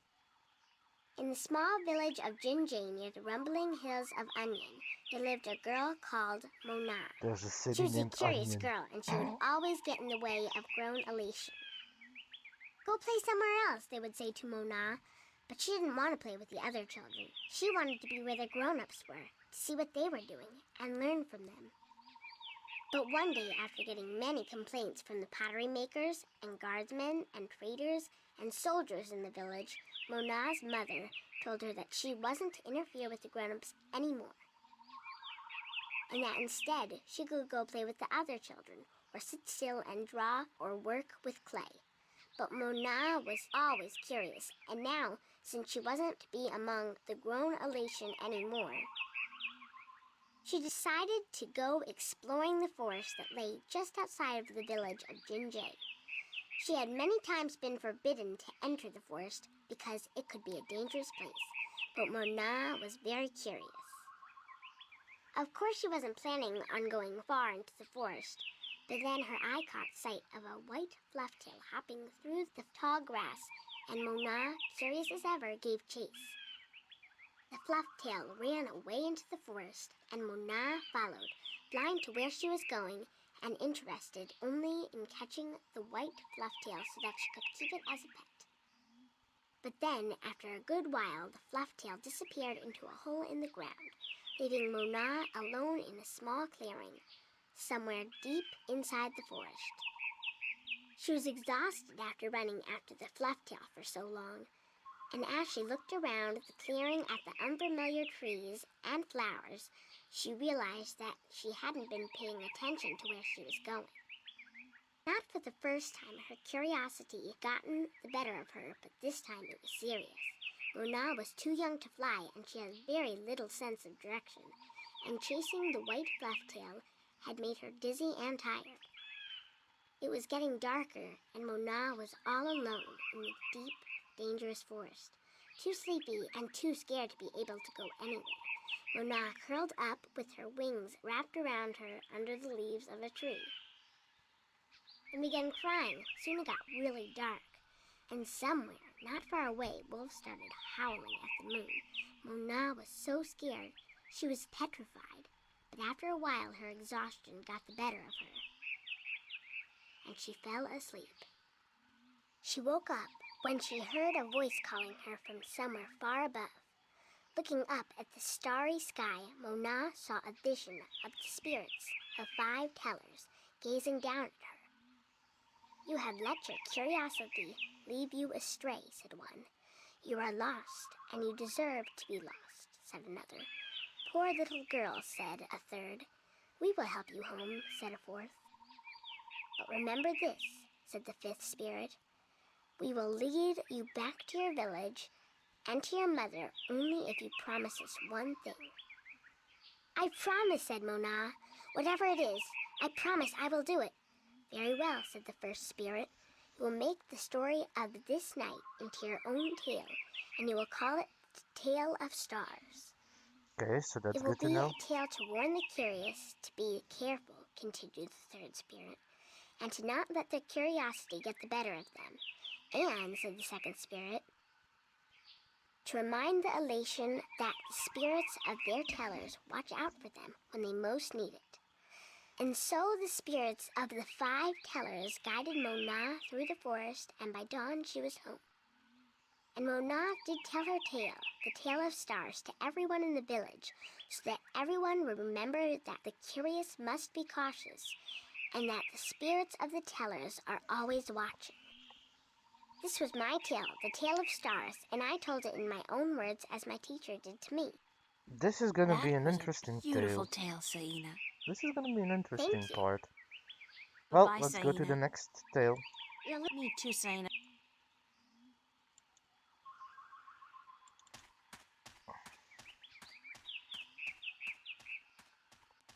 Time for the next story.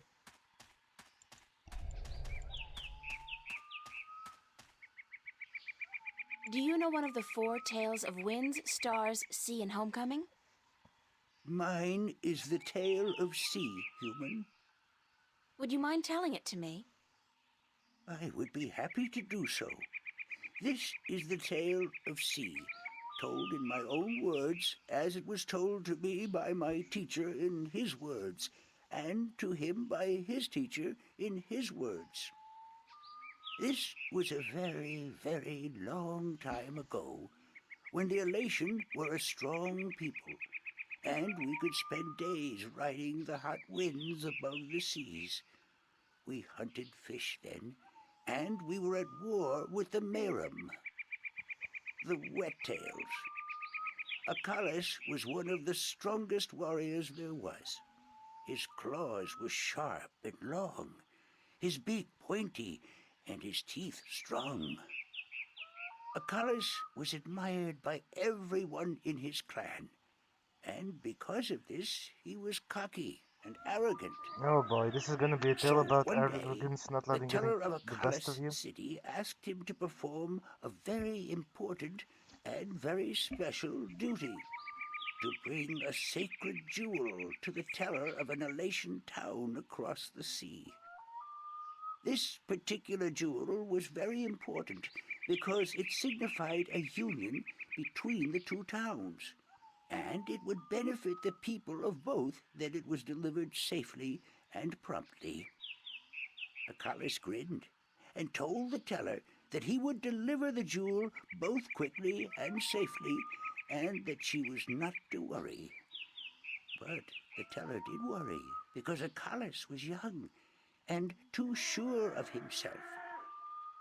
But she wanted to test him and to teach him that sharp claws, a pointy beak, and strong teeth are not all a warrior needs, that a warrior must also be wise and careful. Okay. So Akalis set out across the sea on his flight.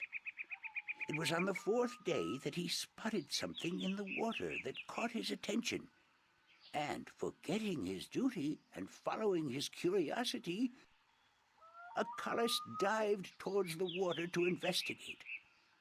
When he came closer, he saw that there were Merum in the water, foolishly hunting close to the surface, and Akalis saw an opportunity to again prove his might as a great warrior to his people, and to capture the fins of a few wet-tails. But this time, Akalis' arrogance got the better of him, because the Merum had set a trap. As he dived towards the Merum with his claws, a spear shot up from the water to hit him. Akalis struck the water and dropped the jewel he was carrying, and it was all he could do not to drown. Akalis was bleeding, and the Merum were grabbing onto his wings and his legs, but he fought bravely, and finally he managed to escape. But even though he now lived, he was dead inside, because the shame of losing the sacred jewel would always be with him. Akalis could not return to his village, because he had neglected his duty to his teller and to his people, and so he went away to a small island where he could be alone. To himself and his people, Akalis now became the lost one. He who had been on a sacred mission, but had failed in his arrogance. A year passed, and one day Akalis met with human traders from a ship that came close to his island. From the traders, Akalis heard speak of a hideous creature that lived in the sea, the Octowoe. The Octowoe was said to have a third eye, like a jewel, and that this eye pulled hapless sailors into its deadly eight-armed grasp. Akalis knew immediately that the Octowoe's third eye had to be the jewel that he lost in the sea a year ago, and he now saw the opportunity to redeem himself. But Elation were not used to water, and the thought of submerging himself in the cold, harsh ocean chilled Akalis to his heart.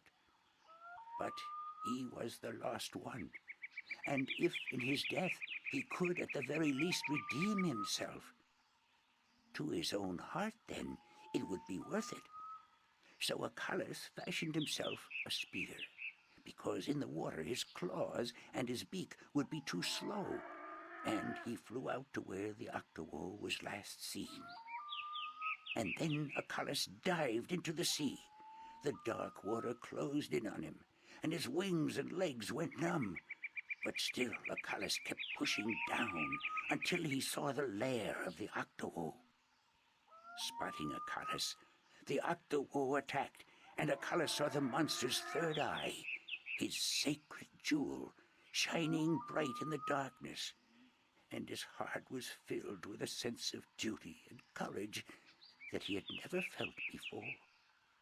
But as he began fighting the eight-armed monster, Akalis realized that if he were to fight like he usually did, he would not stand a chance. He would have to think differently. And so Akalis tricked the Octowo into following him through a tight chasm where the monster got stuck. And then he swam above it, and using his spear, tipped a rock on top of the Octowo. Swimming back down again, the Octowo was flailing helplessly. Now, almost out of air, Akalis I took don't the think that sacred makes jewel from sense, the because I Octowo's think head he and had way swam too much after. air going into this. Finally, Akalis could deliver the sacred jewel to the town across the sea. And upon returning to his village, he went to the teller, bowed his head, and said, "Forgive me, teller, for in my arrogance I thought I could do everything. But I could not, and I became the lost one because of it." "You were lost," said the teller, "but you are no more. Because now you see the limits of your own strength, and you will know that a warrior must be careful and wise, in addition to being strong and fierce." This was the tale of C, and I told it in my own words, as told to This me is all by a my lot to teacher. remember, though. And I still have one more story to go.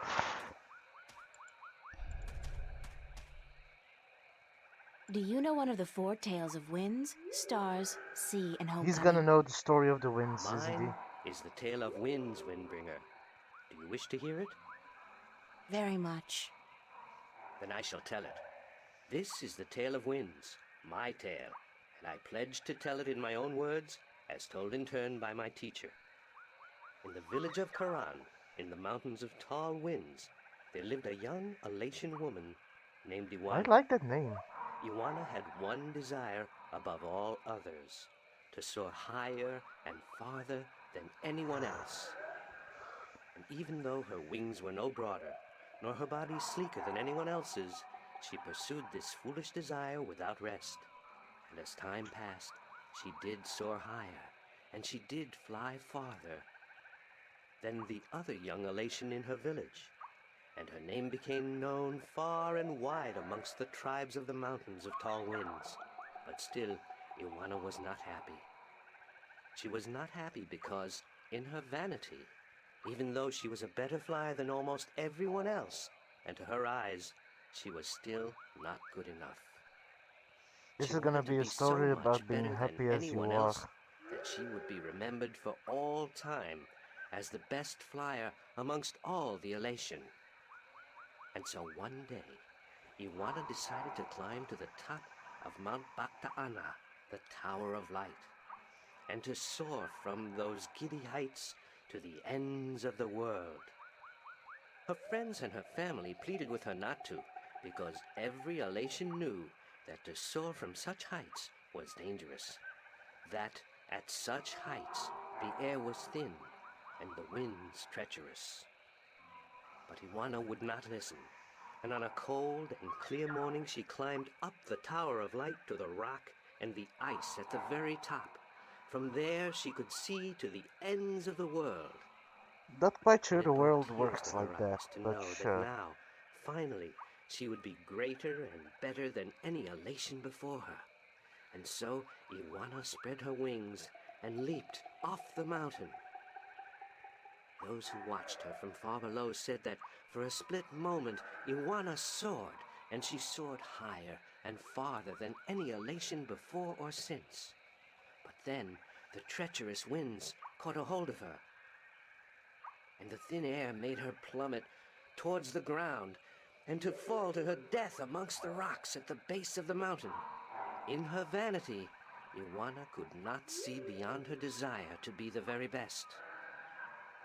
And vanity always stands to fall. That was the tale of winds. At least my that's a tale, short and I told story. it in my own. And now I need to test that one guy's puzzle. Well, here we go.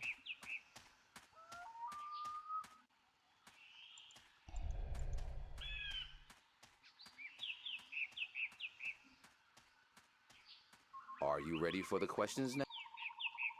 Yes. In the Tale of Winds, which mountain did Iwana fall from in her vain attempt Mount Bactaana, the Tower Mount of Light. Bactaana, the Tower of Light. That is correct. In the Tale of Stars, what did Mona see in the sky that helped her find her way home? The spirits of the tellers. The spirits of 5 tellers. That is correct. In the Tale of Sea, what creature did the Lost One battle in his quest to recover the sacred jewel? The Octawo. The Octawo? That is correct. My final question to you is this. In the Tale of Homecoming, what was given to Moran by his teller when he returned from his pilgrimage? A broken pot to teach him that absence may break a heart in two. A broken pot to teach him that absence may break a heart in two. You have correctly answered all my questions, and so have proven your knowledge. All that just to speak with someone?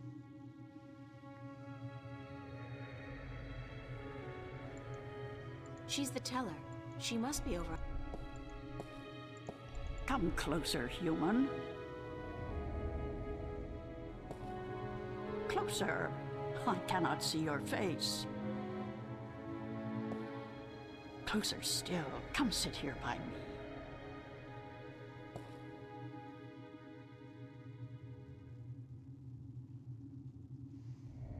There you are. You see, my eyes are not what they used to be. Ages ago, I could spot a ladybug crawling up a straw of grass from 15 tree lengths up. Now, I have a hard time seeing my supper. Don't make me hungry. But my ears. Balance be praised, my ears, they are as good as ever. I could hear you outside, learning the tales my children tell. You are a good listener and a fast learner. They were interesting stories, and your people told them well. That is what we do. The Elation are the keepers of the tales, and Oh, I right, I am read their it somewhere. teller, I forgot the one who about must that know part. all the tales told since the day we came to this world. How can you do that? How can you remember every story ever told? The secret is to tell them often and to tell them in your own words, not the words of your ancestors. Doesn't that mean that the stories change with every generation? Yes, as all tales must. Change is important. Otherwise, the tales will have no meaning to us. They will just be words, and we do not care about the words. We care about what the words tell us. It's the moral of the story, not the stories themselves. How long have your people been telling stories? Since the beginning, human. Since we came to this world a long, long time ago. You're not from Earth? From Arcadia? Not according to our tales. We came on a great wind before the divide, when the Earth was one and humans had yet to learn of magic and science. But we were a different people then, and the tales we tell from that time are vague and incomplete. Like myths and legends, the younger Elation pay little attention to these tales. Sometimes I worry they will be lost with me, these tales, and I am getting old, very old. I came to you to find answers to some important questions. Ask, and I will try my best to answer. Have you heard of an ancient god or dragon that lives beneath the sea? Once, long ago, when my people lived in harmony with the Merim, there were stories of an old god worshipped by the Merim who resided deep in the darkest depths of the ocean. According to legend, the old god had once brought the Probably at some Merim point into their gonna have to realm, meet him. into the ocean, and he was now sleeping, resting before the journey back. Back where? To a great ocean amongst the stars. When the time came, he would gather the Merim and bring them home with him, back to their world, to their ocean. Strangely enough, we have a similar tale. It is said that the great wind that brought us here will someday return to bring us back to a place where we can soar forever on warm winds. Like heaven. In a way, perhaps, but without the need for any of us to die. the great wind will just sweep us up and carry us away. Every evening before I go to sleep, I recite this tale to myself. It is a comforting one. What do you know about the Dryad kin? Kin are numbered 4, or so our tales tell. 2 in this world, 2 in the other. The mirror world, the white and the blue, the red and the green. Do you know where they are? No, the tales never say. The kin are elusive. They keep to themselves. I have never seen one myself, and I doubt any of my kind has. The tales do say that our past and our future are tied to the fate of the kin, but how I would not pretend to know. This is one tale that is yet to be told. Do you know anything about the Guardian's realm? This is human business. Would you not know more than I? Your people are the keepers of the tales. You remember more than humankind has forgotten. Please, I need to hear what you know. That is very little. The Guardian's realm is home to the Guardian in his tower. No one is permitted within except the Guardian who was, the Guardian who is, and the Guardian who will be. And of course the Dryad kin, who were instrumental in its making. Have you ever heard of the existence of a hidden entrance to his realm? Oh, yes. Yes, I have heard tell of such a thing, though I would not know where it is. I gather that one of the kin may be able to tell you. Thank you. I don't have any more questions. I am glad. I'm the Windbringer. I know you are. It's strange to me to hear those words spoken. I did not think they would be in my lifetime. But here you are, standing in front of me as real as the sky is blue. So another prophecy I'm sorry April I have needs to ask, fulfill. but what is it that the Windbringer is supposed to do for you? I did not expect you to walk in here and have all the answers, child. The balance has both blessed you and cursed you, and it has sent you here to do what it wills. The Windbringer is said to be the first sign of the great wind that will take us away from here. For a long time, the Elation have lost the strength they used to have. Our bones have become weak, and our wings fragile. Where we used to be able to soar for days on strong winds, we are now using our legs to walk rather than fly. Why this is, we do not know. Tanyan. You know of the reason for this? I'm just guessing, but it makes sense. Go on. The tales also say that the Windbringer will unite us with our past and end the age-old strife. I know. You must make peace and be reunited with the Merim. You share a common ancestry. I have always thought we did. The tales were too similar, the signs clear. But my people, they will have a difficult time understanding why and how. At least this she's a can lot be. more understanding than the Merim. If you don't, both the Elation and the Merim will die out. When war broke out between your people and you were forced to move up into the mountains, it compromised a precarious symbiosis. A substance called Tanyan was abundant where the Merim and the Elation lived in close proximity. It brought fish and heat and light to both your people. But now, living up in the mountains, your way of life, your diet, your customs and habits, they've all changed. And that's probably the cause of your brittle bones and fragile wings. Then we must make peace with the Merim and restore the balance between us, so as to strengthen us both and prepare us for the journey that will surely come soon. When our sitting is over, I will speak to my people, and I will elect one representative from the Elation to meet with the Merim in a place of your choosing to open a dialogue. That should be a I good guess start it's to time for you something. to talk to your people and for me to make arrangements with the Merim. Where do you wish for our meeting to take place, Windbringer? You want me to decide? Well, I know. Send your ambassador down to the ancient caves by the beach. Inside, there are remnants of an old Elation settlement and a Merim city. It's a good place for your two people to meet, don't you think? Yes, and Could you ask if they would bring their half of the stone? The stone? You have the other half?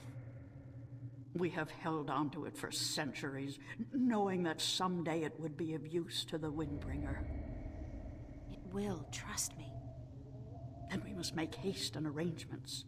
It is an important day, so let us not waste light. Go and wait for my ambassador in the caves.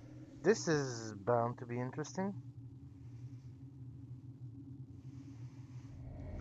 The question is any of the sides going to betray the other? It's amazing. This place is so beautiful. And the scent of sea and rock and nest. This scent is of home. This was home a long, long time ago, according to the tales. We lived in peace with the Wet-tail, with the Merim back then. Now you'll be able to live in peace again. And with the Tanyan bringing fish to your doorstep, you'll be able to eat well and restore strength to your bones. Soon you might even be able to soar on the winds for days like you used to do. I hope you are right, Windbringer.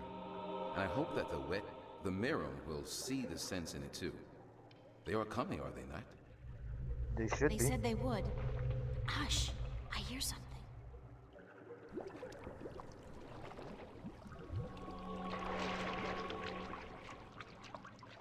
We are here, Waterstiller, as was promised. Good. Now, as representatives of your respective peoples, you, the Queen of Amiram City, and you, guard to the Elation Teller, must fulfill the prophecy and join the two parts of the one stone. We hope that our peoples may be joined again, Elation, and that we may live in peace and prosper. As do we, Merim. And we pledge to do all we can for this to happen.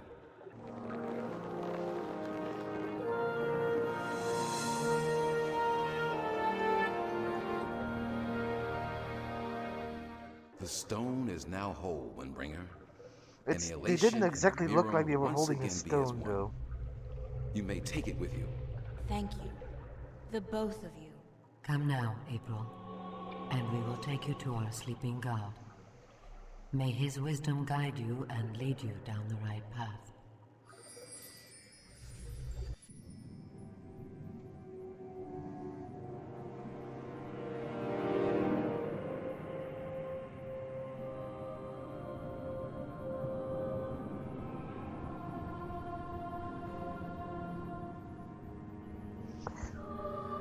I don't want to be that guy, but I do have to make the comment, at this depth, she would be crushed. Scientifically speaking, now I know it's in the world of magic, so the laws of science don't exactly make sense, but scientifically speaking, the pressure applied by the tons of water on top of her at this depth would crush her like a sardine. Like, yeah. Not really like a sardine, but they would crush her.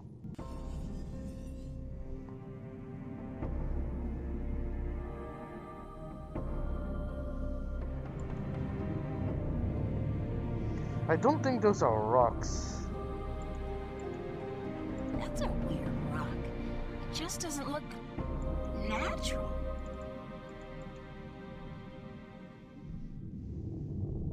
Feels more like a shell than a rock. I don't think it's a rock. I think it's alive. You finally realize? It's a large shell. I wonder how deep it goes and what it contains. It's a large shell. I wonder how deep it goes and...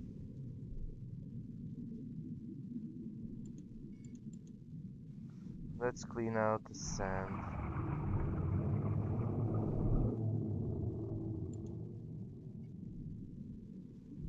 It's a large shell. I wonder how deep it goes. It's some kind of organic sensor. It's soft and spongy. It's a large shell. I wonder how deep it goes and what it contains.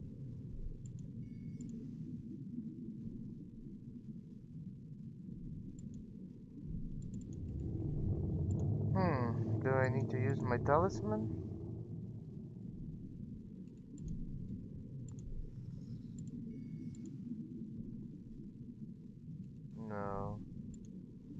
It's a large shell. I wonder how deep...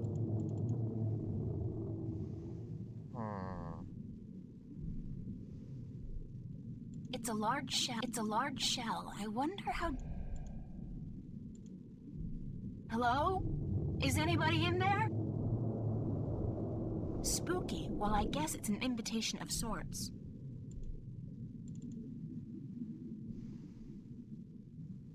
Oh boy. What are you getting yourself into, April?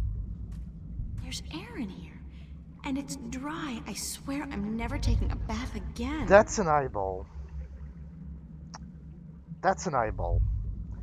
Don't tell me I'm the only one seeing that's an eye.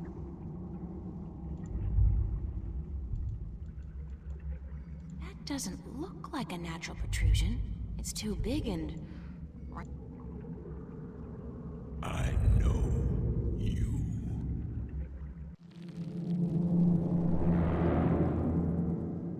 Do not be afraid.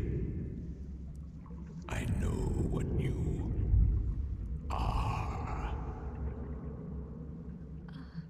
You do? Yes. Yes. What would you hear? I do not like to be disturbed. I wish to be left alone. I wish to rest until the day of ascension.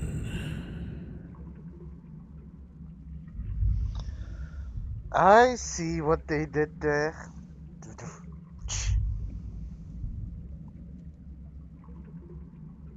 I'm sorry to disturb you, but I need some answers. Everyone needs answers. Everyone has questions. I am not the oracle. I cannot answer all your questions. Also, yes, I was waiting to make that joke the I don't entire time. expect you to answer all of them, but I was hoping for an answer to at least some of them. Then ask and be gone. Rude. What am I? What do you mean? You said you know what I am. What am I? You do not know. Then it is not I who should teach you about your heritage. You must make this discovery. It's always the people who seem to have the answers that will not tell them. Listen, I'm tired. I'm wet. I'm at the bottom of the sea, and I'm breathing with the help of a polyp stuck in my esophagus. So just cut the Buddhist bullshit about a journey of self-discovery and answer my question. Please? Your question has already been answered. That is all I will tell you. Your journey began with an answer. It is only now that you know the question. That's so not helpful, but thank you. You're welcome. I'm looking for a jewel called the Dragon's Eye. Yes. I have one such jewel. I guess that's it. Take it. Are you sure? Take it. It is yours now. It is part of your destiny. I thank you very much. Okay. Tell me if it hurts.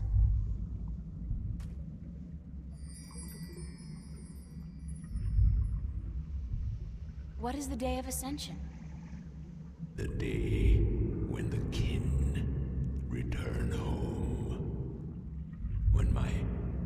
siblings come to me, and we rise toward the stars for our journey back to our cradle. Holy crap, this is a Draken. This is the day of ascension. So you're going back to... Just for perspective, this is a Draken, and that's only his eye. This thing is huge. When everything is ready. When what's ready? I will not answer that question. It is not necessary for you to know. I need to know where I can find the gateway to the Guardian's realm. So you come to me. They told me, well, they as in the few people who could tell me anything at all, they told me that if anyone would know, it'd be you. I know. When the Earth was divided, there was a doorway left open where the tower was built. But it's moved, hasn't it? That spot. When Stark and Arcadia were created, that spot moved somewhere else. Into the sky. Amongst the stars. That sounds like a pretty hard to reach place. I knew you were coming. Your journey has not been a quiet one. Even down here, I could hear you. I speak with the Dark People. They are my messengers. They have prepared a map for you with the entrance you are looking for. So now I need to go find the Dark People. You knew I was coming and why? Then, okay, I know this is probably a futile question, but why didn't you send the Dark People to me earlier? You could have saved me a lot of time and hard work. You are afraid of time and hard work. No, but it's the principle of it, isn't it? No, it is not. You had prophecies to fulfill. You had a purpose. Bringing my children together in preparation. This was important. And for that, I thank you. Okay. Now, I wish to sleep. You said something about a map? The Dark People have it. They will meet you. I will bring you to them. Okay, how are you gonna do that? Now? Yes. Hold on.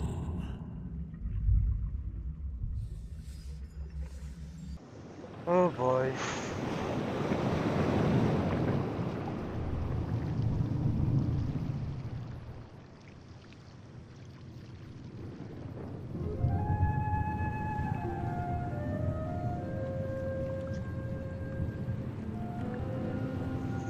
Holy crap, the Draken are huge.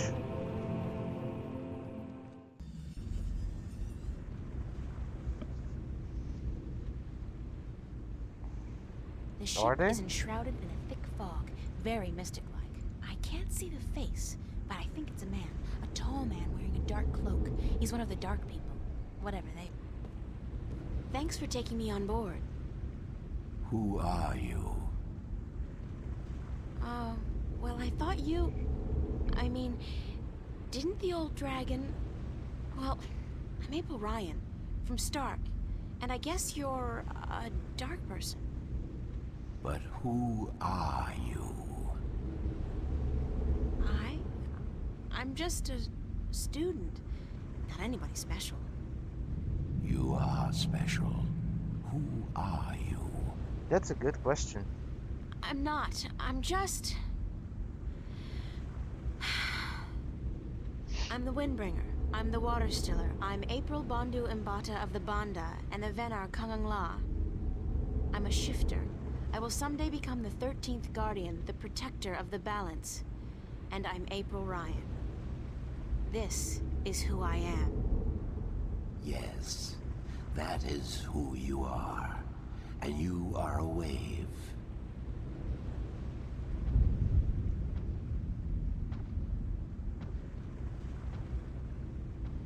Holy crap, those guys have heavy footfalls. Why am I, awake? Are they wearing steel boots? You have a purpose. You play an important part in the cosmos. A wave is someone who propels people and events toward change, towards the future. So I'm dark, for people who get That's that what I do? reference. You are a wave. There are ripples from your passing, and they spread wide and far. Those ripples will never die down. The worlds will be changed by your journey. You're telling me that everything I do affects the universe? You cannot escape it. You are a wave.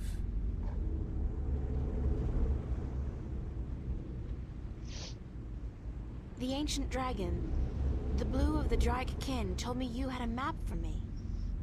A map of stars, yes. It was made for you in our library, and given to me to hold. It is yours now. Keep it well. It is the only one.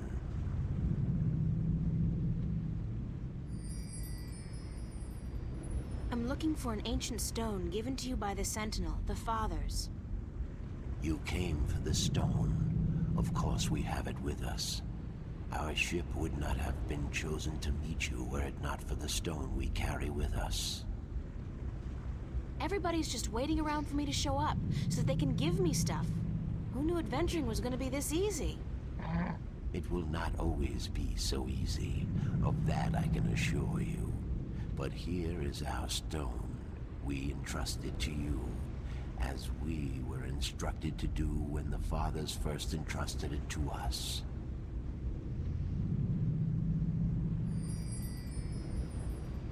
Can this ship take me back to Marcuria? I mean, would you mind?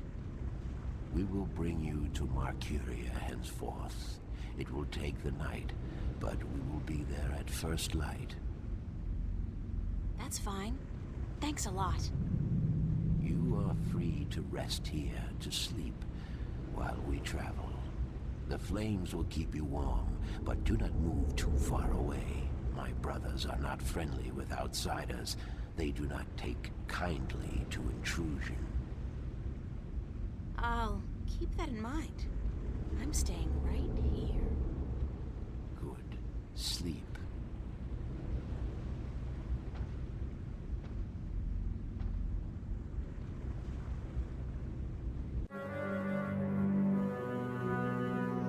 Hey, we're making good progress.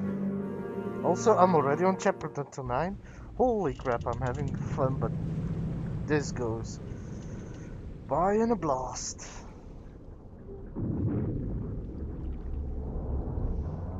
Oh god, that doesn't sound good.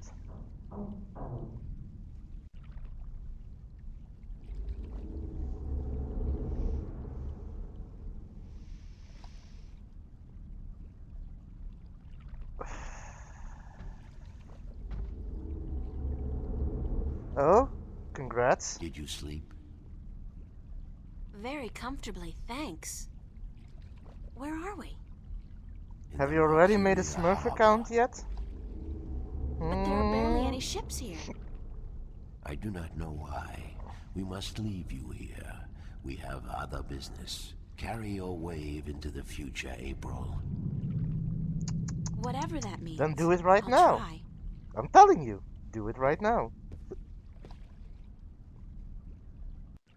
Then move your account. Where did all the ships go? They're gone. This can't be a good sign. I mean, duh. The city looks Move strangely your quiet and account. deserted. And the sky.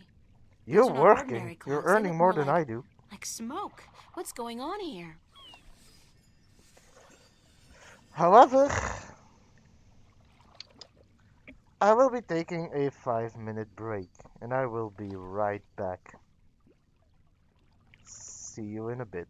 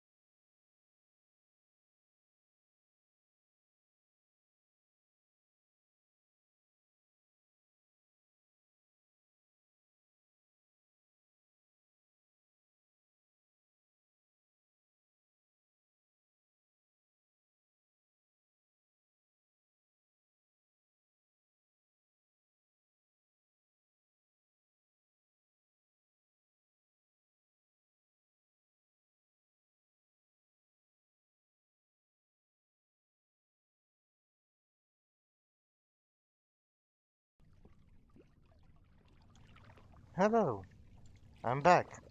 Now let's continue where we left off as soon as the flickering is done.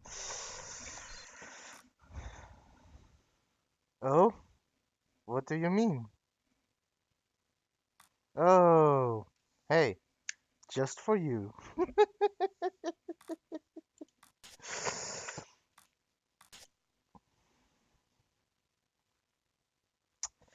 Anyway, Saturday, late afternoon. The Miram and the Alatian are well on the road to forging a lasting union, and I hope this will bring prosperity to them both. They've suffered enough as it is, and I'm happy I had a chance to help them come to terms with their past and face their future together. Okay, April is getting a little sentimental here, but who can blame me? I worked hard to get them talking, damn it, so I deserve a little credit. At any rate, the journey continues, this time into the lair of a Merim sleeping god. Unfortunately, the Elatians weren't able to tell me as much as I would have liked, but at least I have another stone now. That makes two, and I'm pretty certain this god, this Triken, will be able to help me out with some definite answers. I deserve that too. You're getting a little entitled there, April. Anyway, Saturday evening, August 5th, 2209. I got the timing right, apparently. The ancient dragon of the Merim sleeping god was obtuse.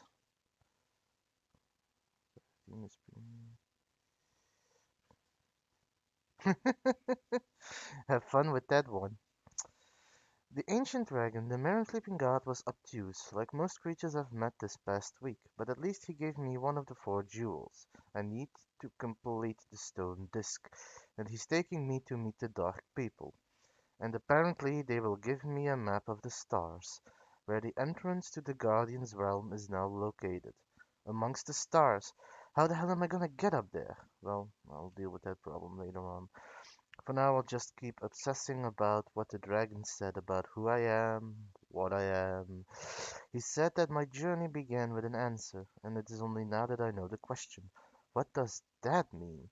I feel I should know that the answer is just right there in front of me, but I can't grasp it. I just don't know what he means, and it's really, really frustrating. Sunday, August 6th, early morning. How many weird and mysterious people are there in Arcadia? It seems forever for every normal person, and I mean that in the broadest sense possible, there are 5 or 6 strange, obtuse, meandering creatures with a tendency to speak really slowly and say things like, "Who are you?" and "I see your pet, April, and it is not an easy one," and "It is destiny," like, "Hello, update your vocabulary already. Learn some new words, lighten up, we're played, whatever." That said, I kinda like those dark people. Scary? Yes. I'm probably heavily into the god scene. Hey, no offense to gods, okay? Don't. Anyway. But he gave me exactly what I wanted. The star map and a third piece of the stone disc, with a minimum of talk and no strings attached. They even brought me right back to Mercuria, where, alien or not, I can at least find my way around. If only the city didn't look so empty and dark. What is going on? Also, no, no, no, don't. Okay, thank you. Also, is this the White Dragon's cargo still here? I know that sound.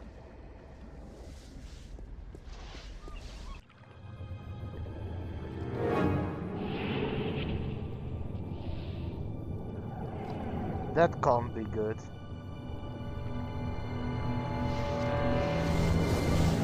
And I know that vortex! Shit! Cortez must have found me, and just in the nick of time, too. God, that was close. What caused that shift to open just in time? It has to be Cortez. Finally. I don't think it was Hello? Cortez. Anybody there?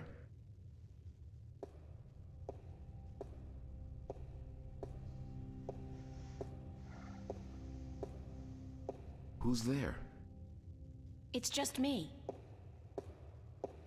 April, it's good to see you again. Okay, let's have a quick look at the diary. Sunday morning, back in Stark, back in Newport. Wow, that thing, that Chaos Vortex, popped up again. I guess again, because I'd really hope our first rendezvous was a dream. Nothing but a dream. But hey, apparently not. So not only is it back, it looks like it's chasing me and it's gotten a hell of a lot bigger. Now, by some incredible stroke of luck, or more likely Cortez, a shift opened up in the nick of time and deposited me here, into the cathedral. Convenient if a little freaky. And why wait so long to bring me back?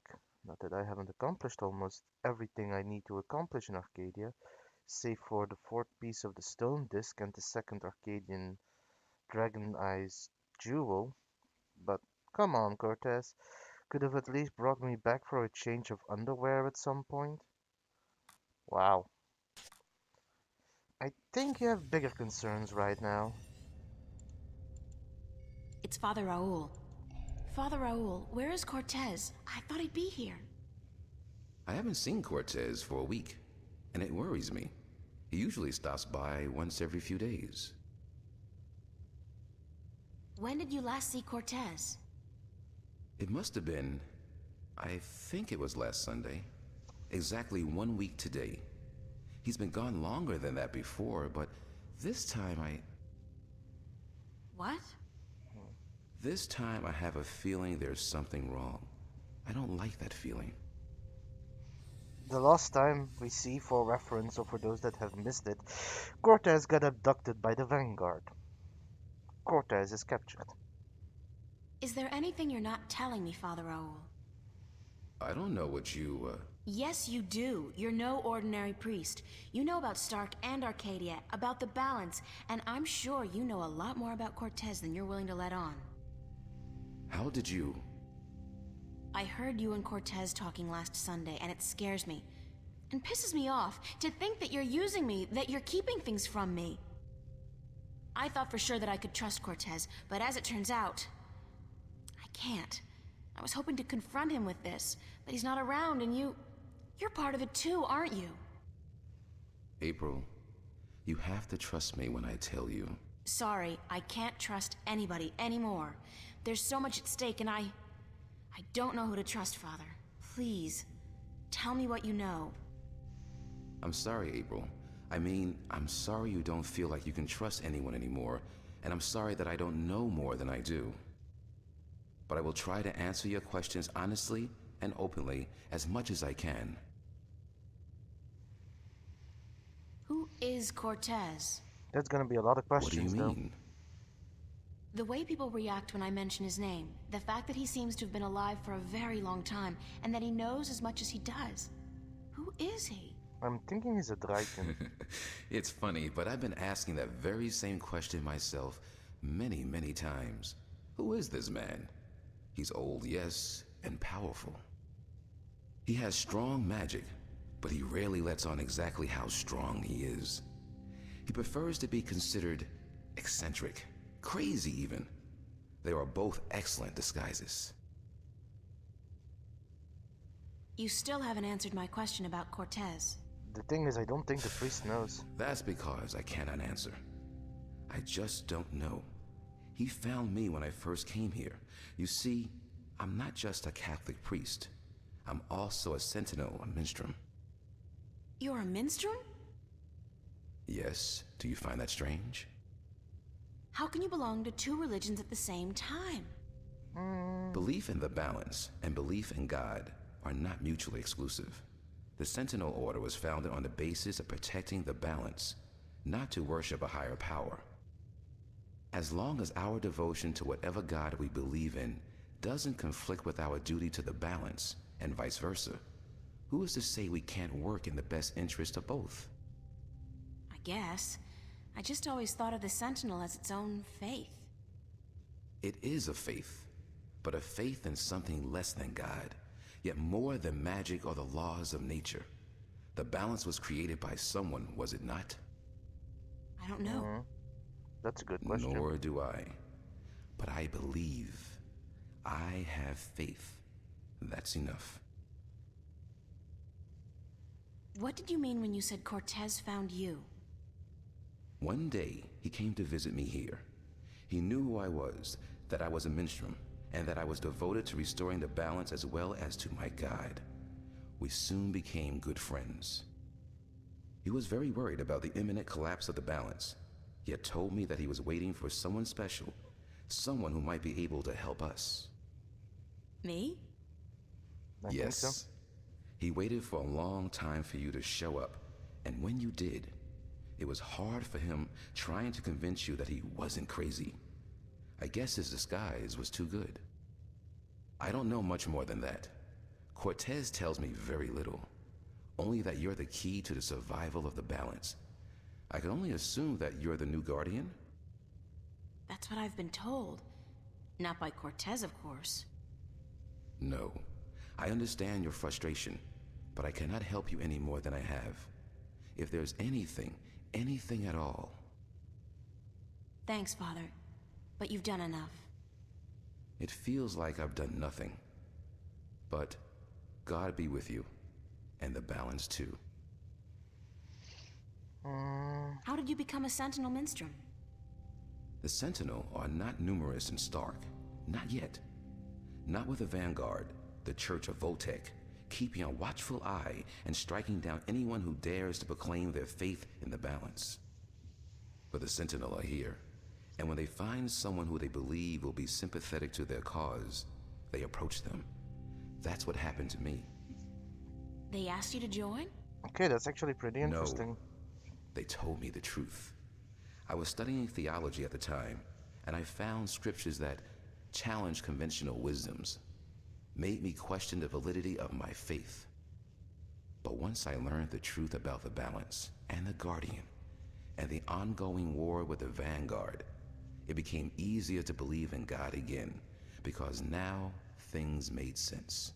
Do they though? And so, in the end, I chose to become not only a priest, but a minstrel, and I don't regret my decision. Have you ever been to Arcadia? No, I'm not a shifter. I'm stuck here, unfortunately. I don't mind. I've been fortunate enough to read most of the scriptures of the balance, and that in itself is a rare privilege for a Starker like me. I don't have any more questions right now. If you do, please ask. I want to help, and that's the truth. How are things here? You mean in the cathedral? No, I mean here in Newport. How have things been going? Nothing out of the ordinary. Why? Have you been away? You could say that, yeah. It's just been hot and humid, and is getting worse by the day. And apparently crime is on the rise. But what else is new? Can I ask? Always, April. I don't have any more. If you do, please ask. I have to run. I hope to see you again soon, April. Please take care of yourself. And if you see Cortez... I don't think we're gonna see Cortez anytime soon. I'm afraid.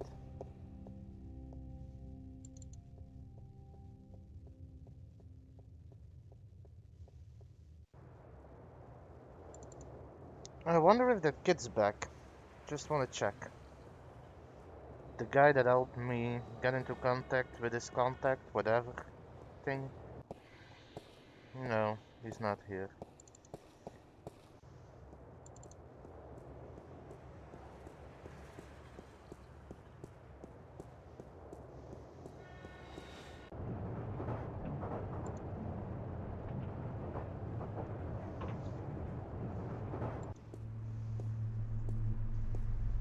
I really should go home and change into something that doesn't make me look like a medieval restorationist.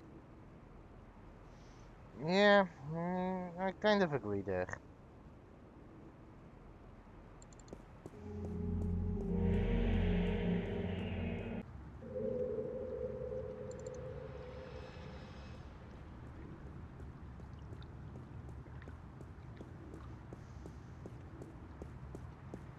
Also, isn't she gonna have lost her job? She didn't go for work for 2 weeks.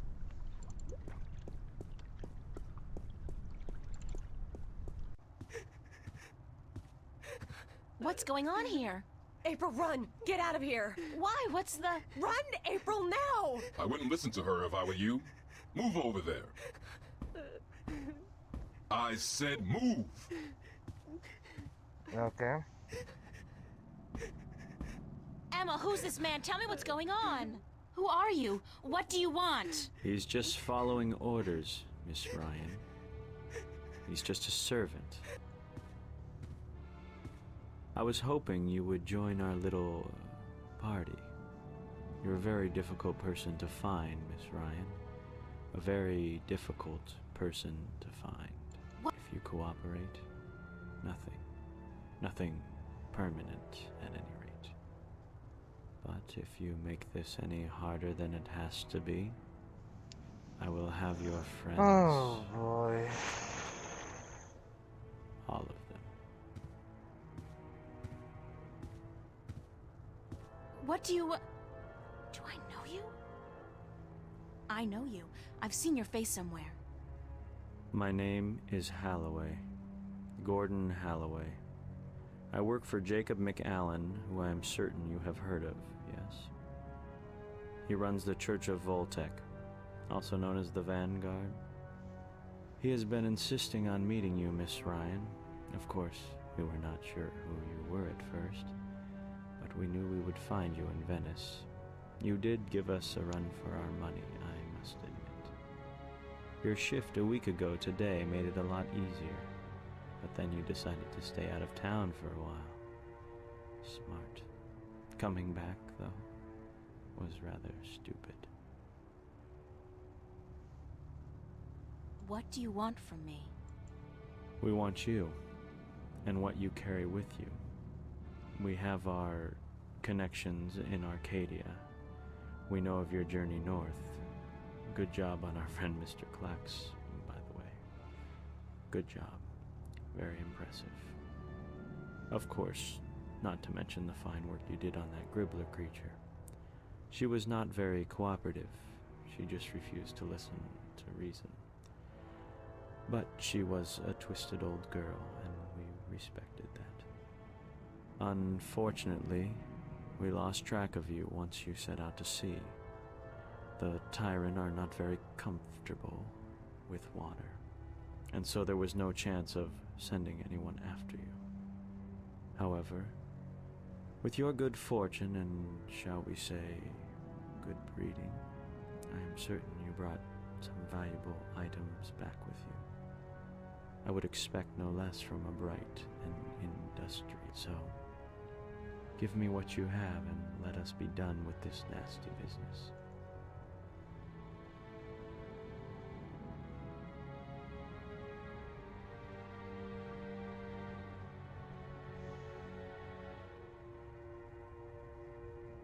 All right. You are a very... Still, we need to teach you...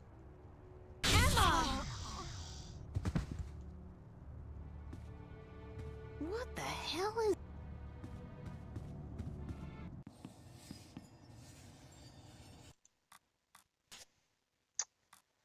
Oh boy. Father Raoul tells me that Cortez hasn't been around for a whole week. Not since I overheard the conversation between the two of them last Sunday. That's pretty scary. And it also means that whoever brought me back here, whoever helped me open the shift, it wasn't him. Wait, that dream I had a few nights ago, I remember it distinctly. I saw Cortez trapped inside some machine. I thought that was just a nightmare. Could it be that what I was seeing was some kind of vision? It's not impossible. But where is it being kept, and who's behind it? Save money, it's got something to do with the Vanguard. I need to go home and figure stuff out. They shot Emma. They killed her. God knows what they've done to Mickey or Fiona. And Zack, they got him too. But I'm not gonna shed any tears over him. He sold us out. All of us. Because of me. It's all my fault. I got them involved. My friends. And it got Emma killed. And maybe the others too. And I don't know what to do or how to feel. I'm so miserable. I hate myself. Yet at the same time, could I have done anything different? They were all caught up in we were all caught up in whatever this is, this cosmic farce. Is it ever gonna end? Maybe when I accept my destiny and give up everything to become a guardian, maybe that's when it's gonna end. And now I don't no choice. Because if I give up now, Emma's death will mean nothing. I have to go on. I have to go on. Now more than ever. Can you not every time glitch out? That's my neighbor, Zach Lee. Another shining example of the male animal. With Get out of my way, Zach! Where are you going, April? Don't you know the game's up? What game, Zach? They're trying to kill me. They just shot Emma. Who did? The agents, the Vanguard. But they said they weren't really gonna hurt nobody. They were just gonna... They said? What do you mean? You spoke with them? No. Oh, great. I mean, they were just gonna arrest you and... You bastard! You sold me out? You killed Emma? Do you know that? You killed my best friend! I didn't... Yes, you did.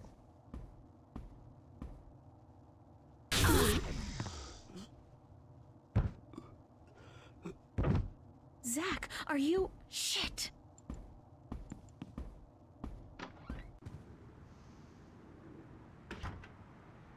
Open up! If you don't open, we'll break down the door.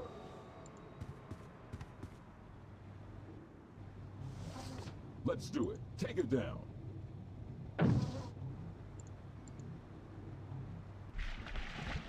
I don't know what that chain's for, but it's connected to some kind of mechanism. I don't know what that chain's for, but...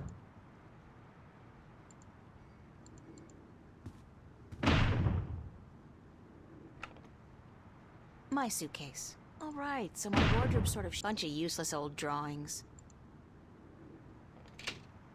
I don't know where to go. It's just a chair. I don't need to make my bed. It's been too hot to sleep with a cover.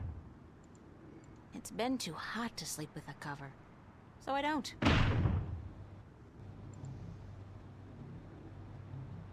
And get killed? I need to think of a better way out of here. I know a good way out of here, but... I worry about the exhibition coming up in 2 weeks. This is the net result. That fan is supposed to keep the room nice and cool in the summer. There's gotta be something here. Come on, don't close the window.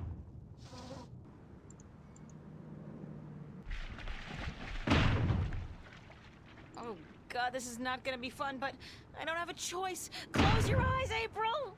Oh, I just had to click on the river.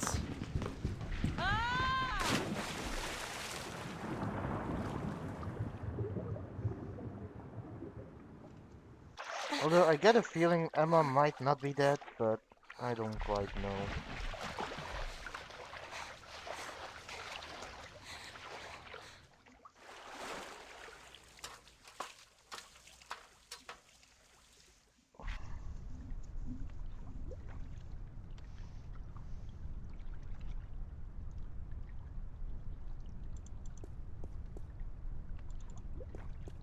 Oh, shit. Somebody's watching the entrance. There's no way I'm getting by without him seeing me.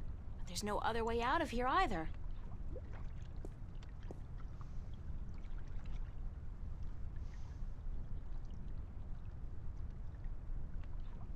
I look like a real sailor. Arr, matey.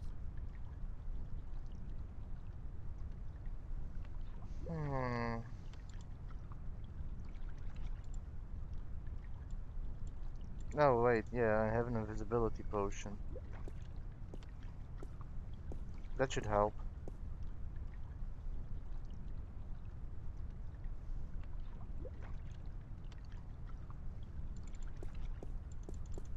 Who's there?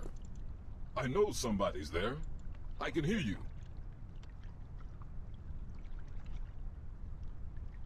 Nah, probably just a sewer rat. Sewer rat?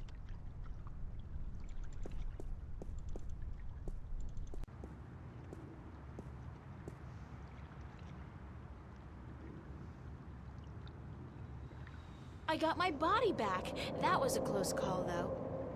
If I'd been caught, don't want to think about what would have happened.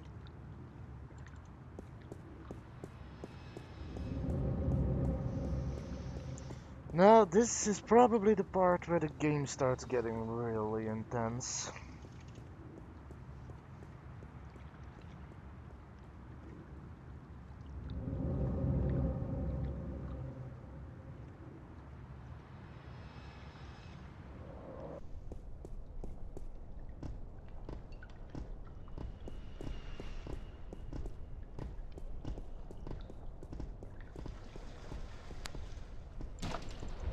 What's that?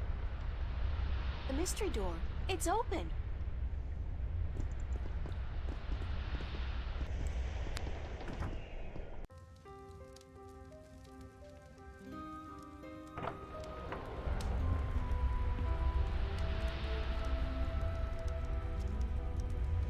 I'm guessing...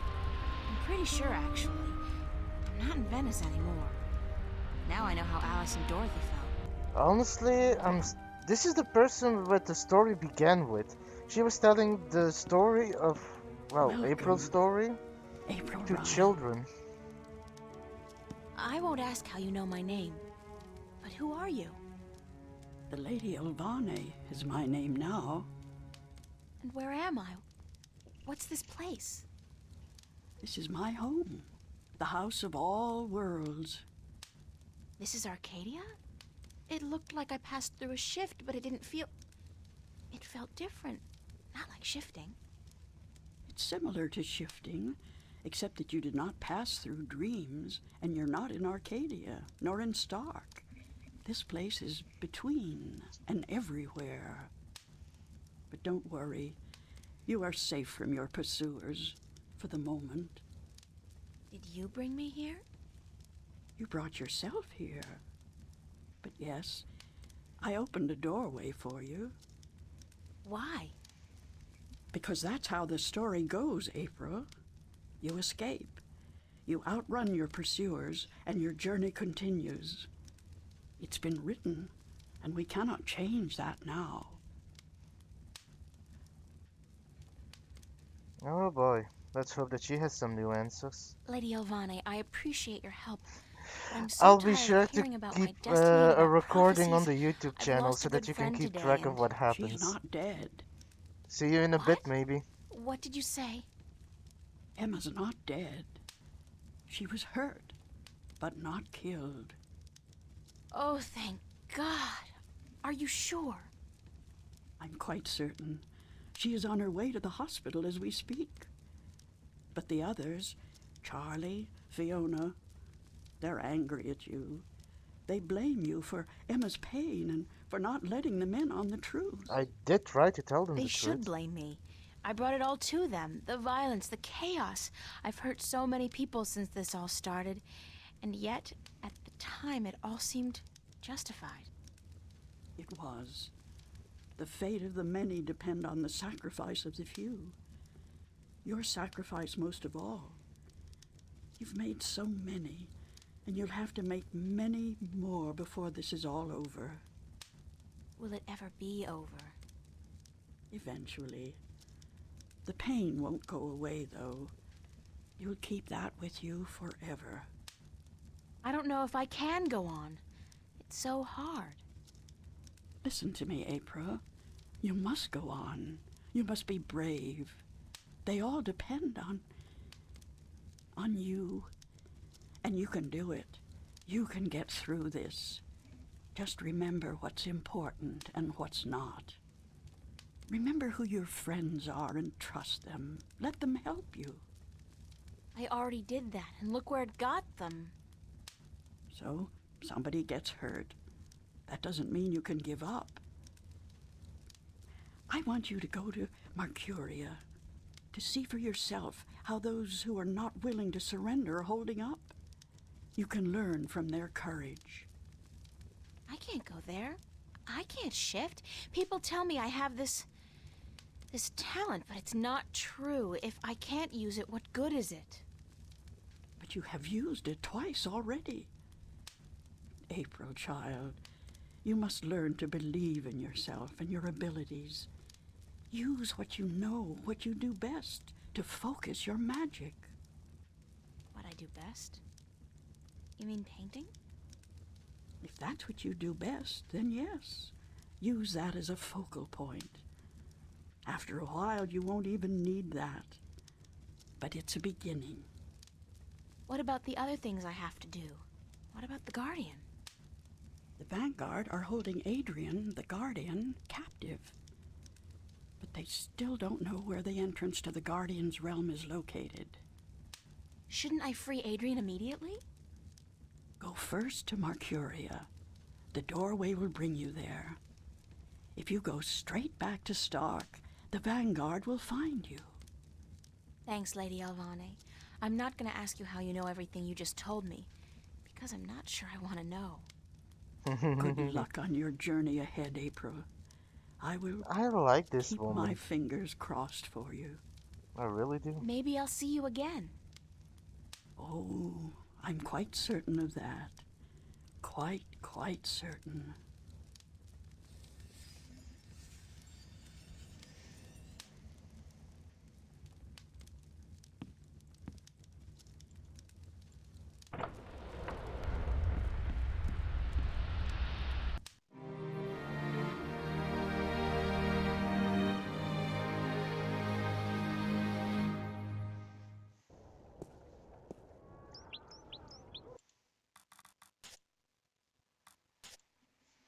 Sunday, August 6th. Around midday, and my life was hanging by a thin thread this morning.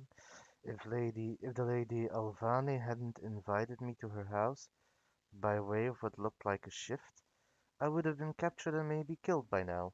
She also told me that Emma will be okay, and even though I can't be sure she's telling me the truth, I trust she is. There was something about her, something so disconcertingly familiar that I can't help but trust her implicitly. Not to mention the fact that she helped me out when I most needed it. It's rarely. Hey, congratulations! As who did you win? Also, I'm reading. Excuse you. Can I finish first? Thank you. Not to mention the fact that she helped me when I most needed it. It's really strange how much she seemed to know about me, and it is so frustrating that she wouldn't tell me more. At least she brought me here to Mercuria to see how people are holding up in the face of war. And I guess to complete the disc, I wonder who stayed on. Tobias? Maybe even at Nexus? I don't think he'd leave without saying goodbye. And Brian? Can't forget about Brian. I'll have to visit them all. One last time. So, who did you win with? Also, yes. Let me finish first. Be nice.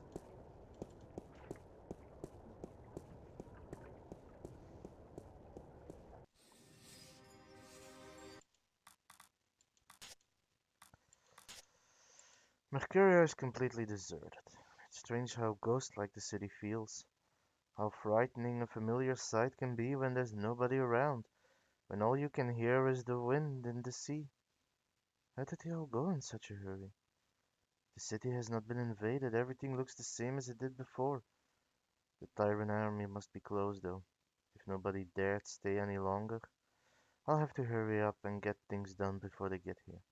I don't know a lot about these tyrant creatures, but from what I've been told, they're not particularly friendly.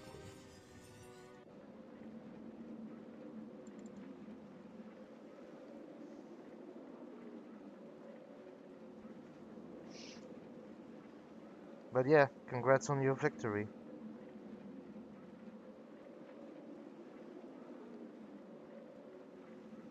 The doors are locked and bolted. I guess the Sentinel have decided to skip.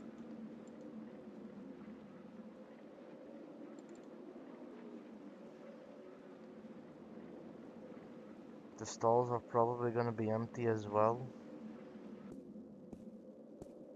It's a cups game.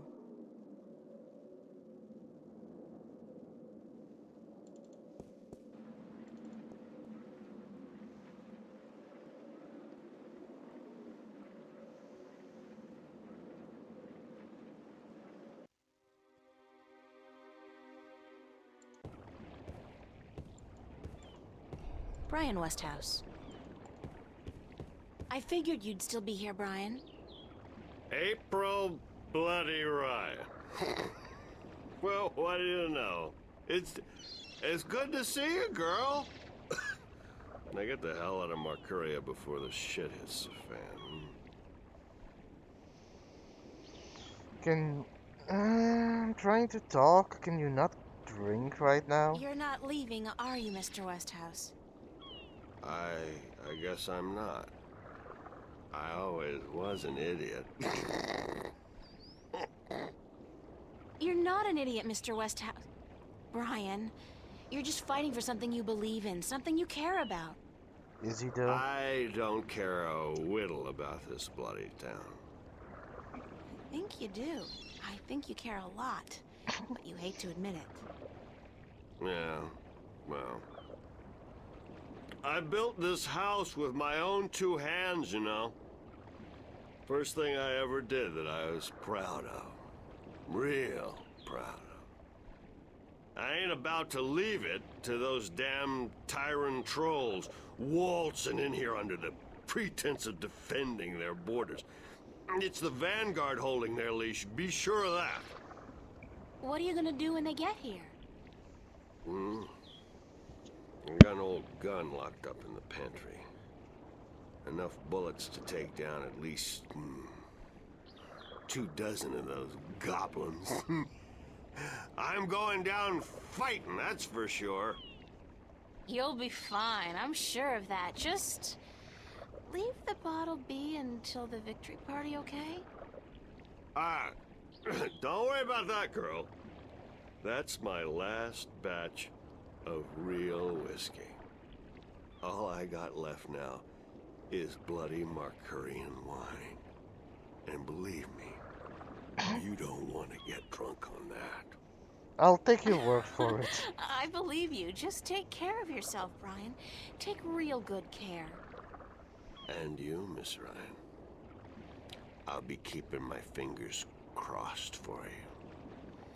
And if you ever come back this way... I promise to visit you, of course. Goodbye, Brian.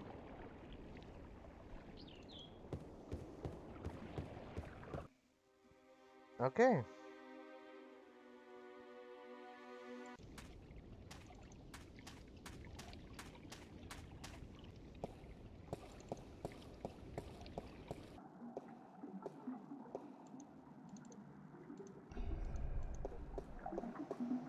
I guess we'll talk to the old library keeper as well. So you're still here? Eh? Oh, it's just you. If you have come to use the library, I'm afraid I must disappoint you. We're all very busy today. Very busy indeed.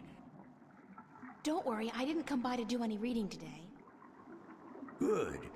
With the Tyrant army approaching, we don't have much time. Is Vestrum Tobias around? Oh, goodness. You do not know? I'm sorry to have to tell you this, but Tobias, he's dead. Murdered. That's a very casual way No, to by tell him. whom? We don't know, but we suspect Vanguard agents, of course. In the chaos of the evacuation, the soldiers had their hands full making sure no one was trampled, and that looters were promptly apprehended. When we visited the temple after everyone had left, there were so many books and valuable artifacts we wanted to bring here for safekeeping. We found Tobias by the mules he loved so dearly. He'd been stabbed in the heart, and from the looks of it, he didn't resist much at all. He probably even knew his assailant. Why Tobias? He was the kindest, gentlest man I've ever known. Always helpful, always ready to listen. I'll really miss him. People always miss So will all realize of what us. they... He was a great man, and a great Vestrum, and we will never see another like him. But unfortunately, there were many who disagreed with his views, and the Vanguard... well, they would be happy to see the end of him for good. Another reason for doing everything we can to stop them. Shouldn't you be leaving the city? Leaving? No, I'm staying here with my fellow Minstrom. The Enclave is our life and our home, and we're not letting the Vanguard and the Tyrant army drive us away. That's but we pretty will noble. defend ourselves. With what? Books? We may look harmless, but don't judge a book by its cover. There are many of us who are skilled at magic. I can throw a pretty mean ball of fire myself.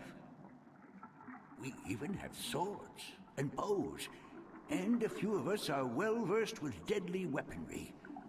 So we won't be easily defeated, trust me. That works. What's the rusty wheel downstairs for? The wheel? Oh, yes, the wheel. That's used for draining the water out of the pool. Good luck. And to you, the same.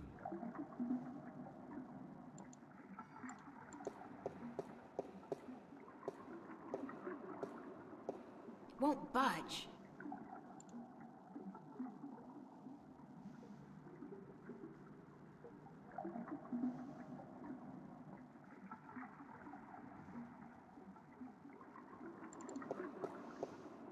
I guess I can't really use this right now.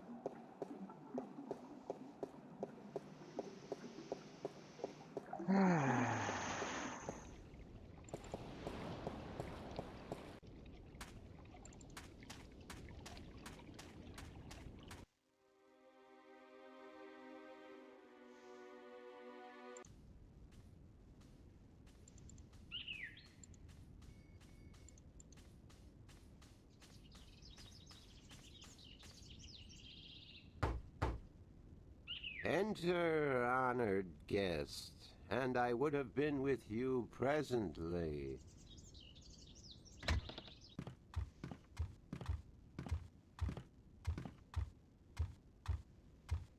This was a charming fellow. I'm glad to see you're okay, Abnaxus. Should I not have been okay, April Ryan? I wasn't sure. Everybody else has left town. Yes, most everyone did. A war is coming. Shouldn't you be leaving too, then? I am, after I see you again. You shouldn't be putting yourself in danger for my sake, Abnaxus. Then, for the sake of the balance, you will find 3 stones, yes? I did, yeah. Just missing one now. Here, this was the stone of the Venar entrusted to me. I was to take this to Marcuria, and there hold embassy until the Kanangla will come to take it from me. So now I have all 4 stones. You had this the whole time? Why didn't you tell me before? To have been carrying this on your journey will be too risky, April Ryan. You have it now. 4 stones to make 1. Now my task is done, and the veil is upon me. There is only the present and the past now. Only those 2, not the future. The veil is upon us all, April Ryan. I must leave for my people, to be with them in this time of darkness. Thank you for your help, Abnaxus. I will miss you. And I you, April Ryan. May the balance bless you.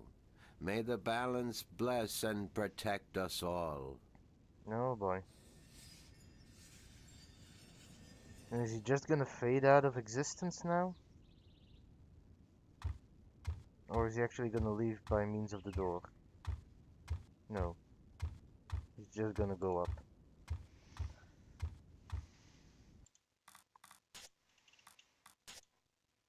Sunday, early afternoon. I got the final stone, the last piece of the disc of the balance. Abnaxus had it. I'm so glad it was him. Although I wish he'd told me earlier. At least I didn't have to go find another magical species living in a lake of lava or in some kind of poisonous swamp or something like that.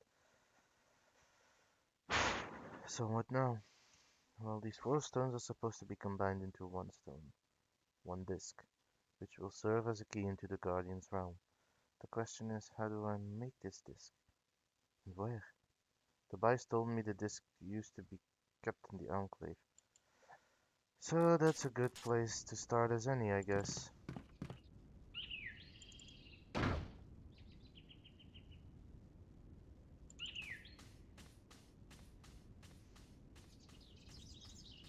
Well, let's go back to the Enclave.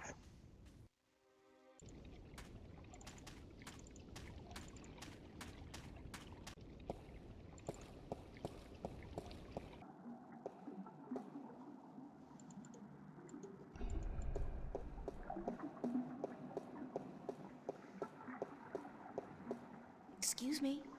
Yes? Good luck. And to you.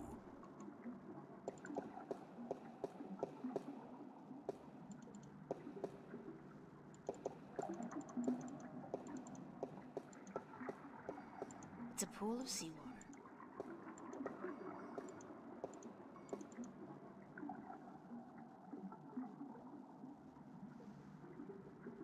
The water's pretty cold.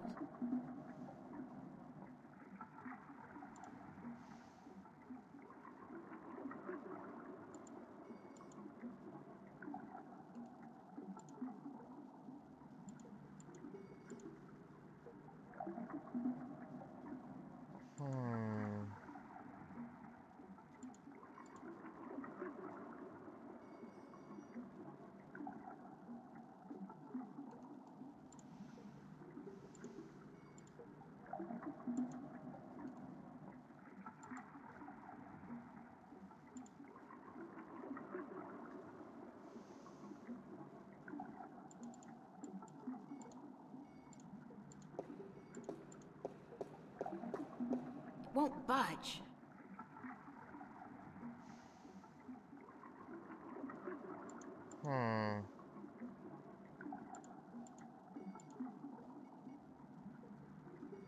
I'll save it for when I really need it.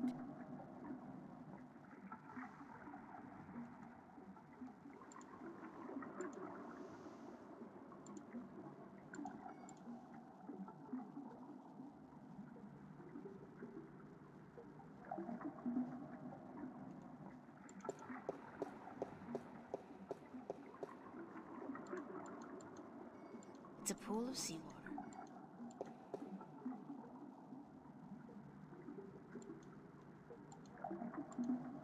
The water's pretty cold.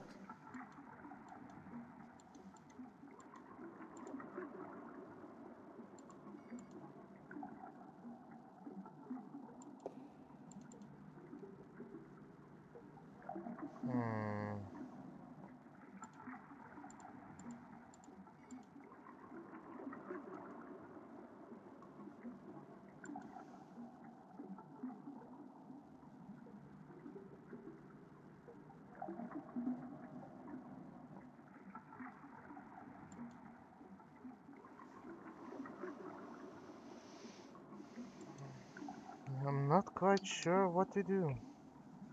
Give me one moment.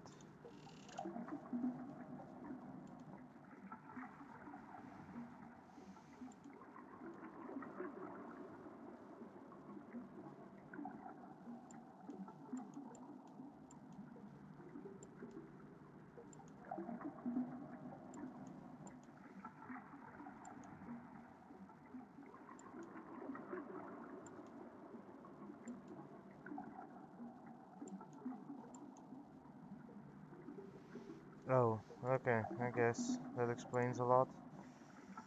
Hold up. Now it's gonna be blinking. Now I gotta go back to the exit.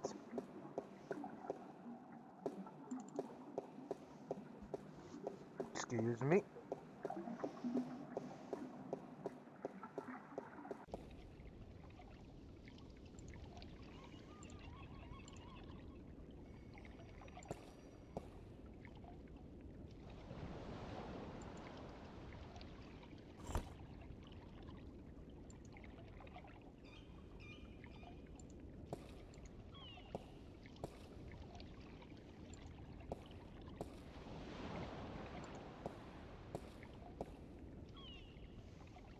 small recess about the size of my fist with a thin duct extending from the recess to the circular hollow in the middle of the floor.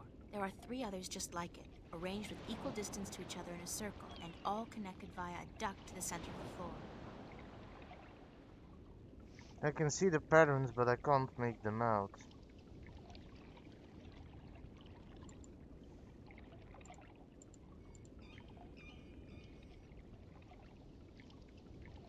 Oh, now I see.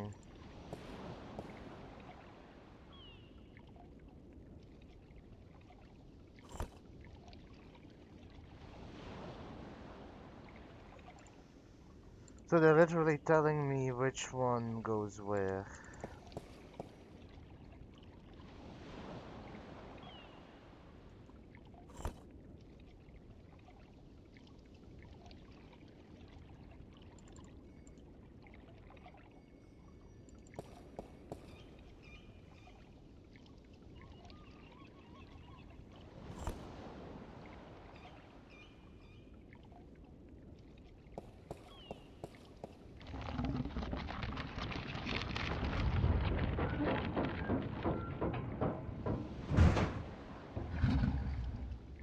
I think something's gone wrong. Has it though?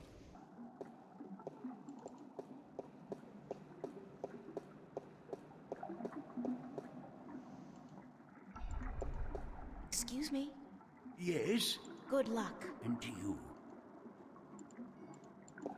Do I now turn the wheel? Won't budge.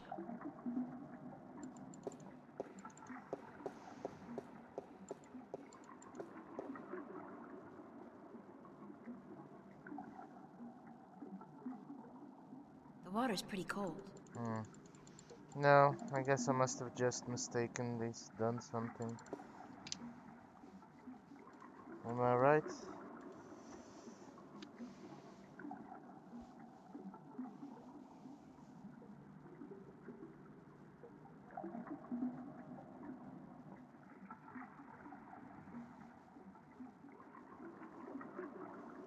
Oh.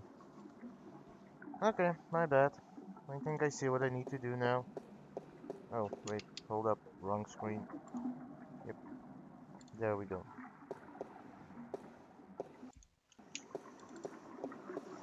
Oh boy.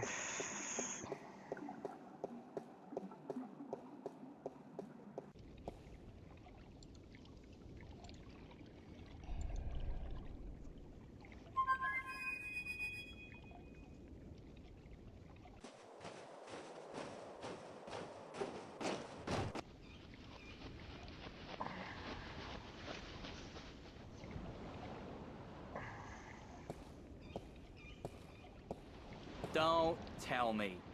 You need help with something you can't get to. Nice to see you too. Why so cynical? Because it seems like the only times you call me is when you need me to do something. It's never to say, "Hello, Crow, what have you been up to?" Or, "Hey, just wanted to let you know how much I love you." Sorry. There's just so much on my mind I forget to treat my friends right. Friend? I'm your friend. Whatever you need me to do, babe, I'm there. Something's preventing that stone dragon's mouth from opening completely. Could you check it out? That's it? Easy.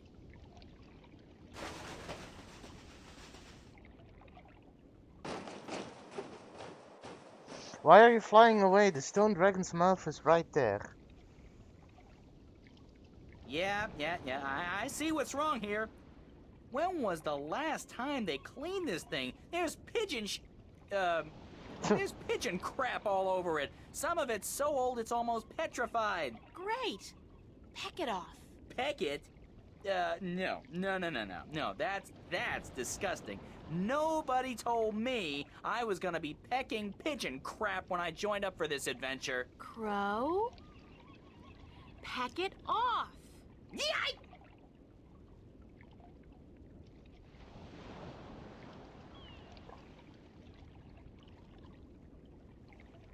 I'm on fire!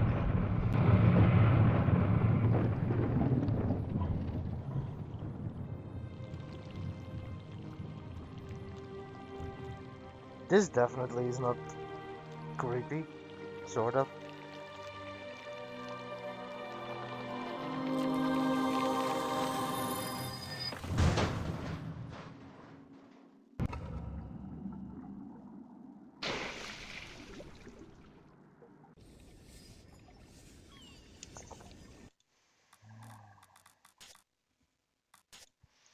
Sunday, August 6th, mid-afternoon. I figured out where the 4 pieces of the disc used to be kept at the Enclave, and with a little help from Crow, I managed to melt the stones with fire into one complete stone disc.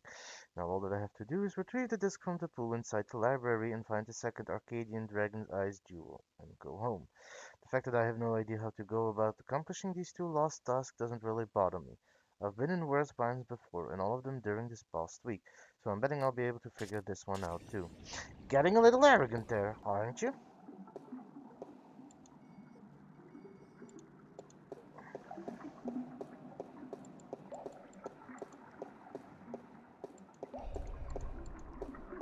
Excuse me, Yes? do you know why the drainage wheel is stuck? Goodness, it is. Why, yes, of course it is. We keep the sluices locked so that the pool is not drained by accident. Could you unlock it for me? Certainly. But why? Because I need to drain the pool. Goodness me, you do? Very well, I will unlock the sluice. Thank you.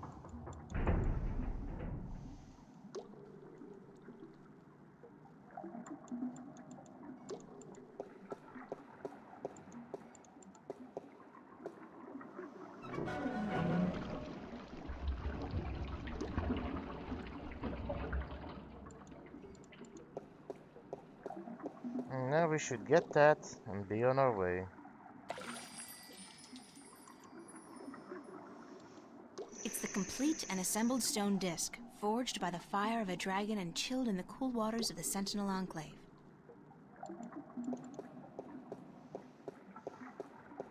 It's a rusty wheel. It's a rusty wheel.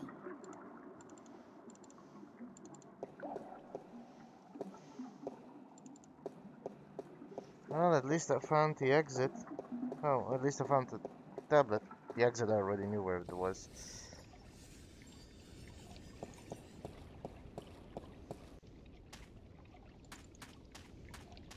The question is, where do I head from here? Oh boy. Oh my god, it's an army heading this way, and they've got the road blocked.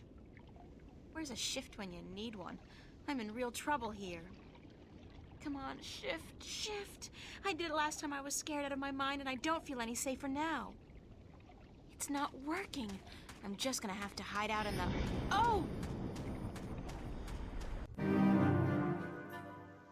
Chapter 11. King. Saved by the bell. Again. I'm like the Incredible Hulk, except my powers only work when I'm scared silly. That's the second time I've opened a shift by instinct alone when I've been in mortal danger. The frustrating thing is, I still don't know how to do it when I'm not scared. Wait, didn't the old lady say I should use what I do best to focus my talents? Is running away really what I do best? Come to think of it, why did the shift dump me here? Wasn't even thinking about the studio. But this... Well, I'm first gonna read the diary. Again with the last minute shifting. What's up with that? Who's doing this? Am I really opening the shift on my own without realizing it? And can I only do this when I'm scared out of my mind? That's not particularly convenient. But now I'm just thinking about myself, which I have a nasty habit of doing. What about Mr. Yevon and Brian and all the other people that left in Mercuria? They're facing an army with nothing but their courage. How are they going to cope? I have it easy. I can always run away. They can't. They have too much to fight for. I'll just have to help them out the only way I know how, by finishing what I started. Still need to go back to Arcadia one last time to retrieve the second Dragon's Eyes jewel, and I think I know where to find it. where all of this started. The only question is, how do I get there? Lady Elvenie said to use my talents to focus my power, and my only talent is art. It's Emma's contribution to the exhibition. I have no idea what... It's Emma's contribution... But with that, I'm gonna leave it off here. We've made some pretty decent progress, we've gotten pretty far in the story, and I'm looking forward to finishing this. It has been quite the adventure, and I hope all of you had as much fun as I had. But with that, I wish you all a pleasant evening. Apocalypse out.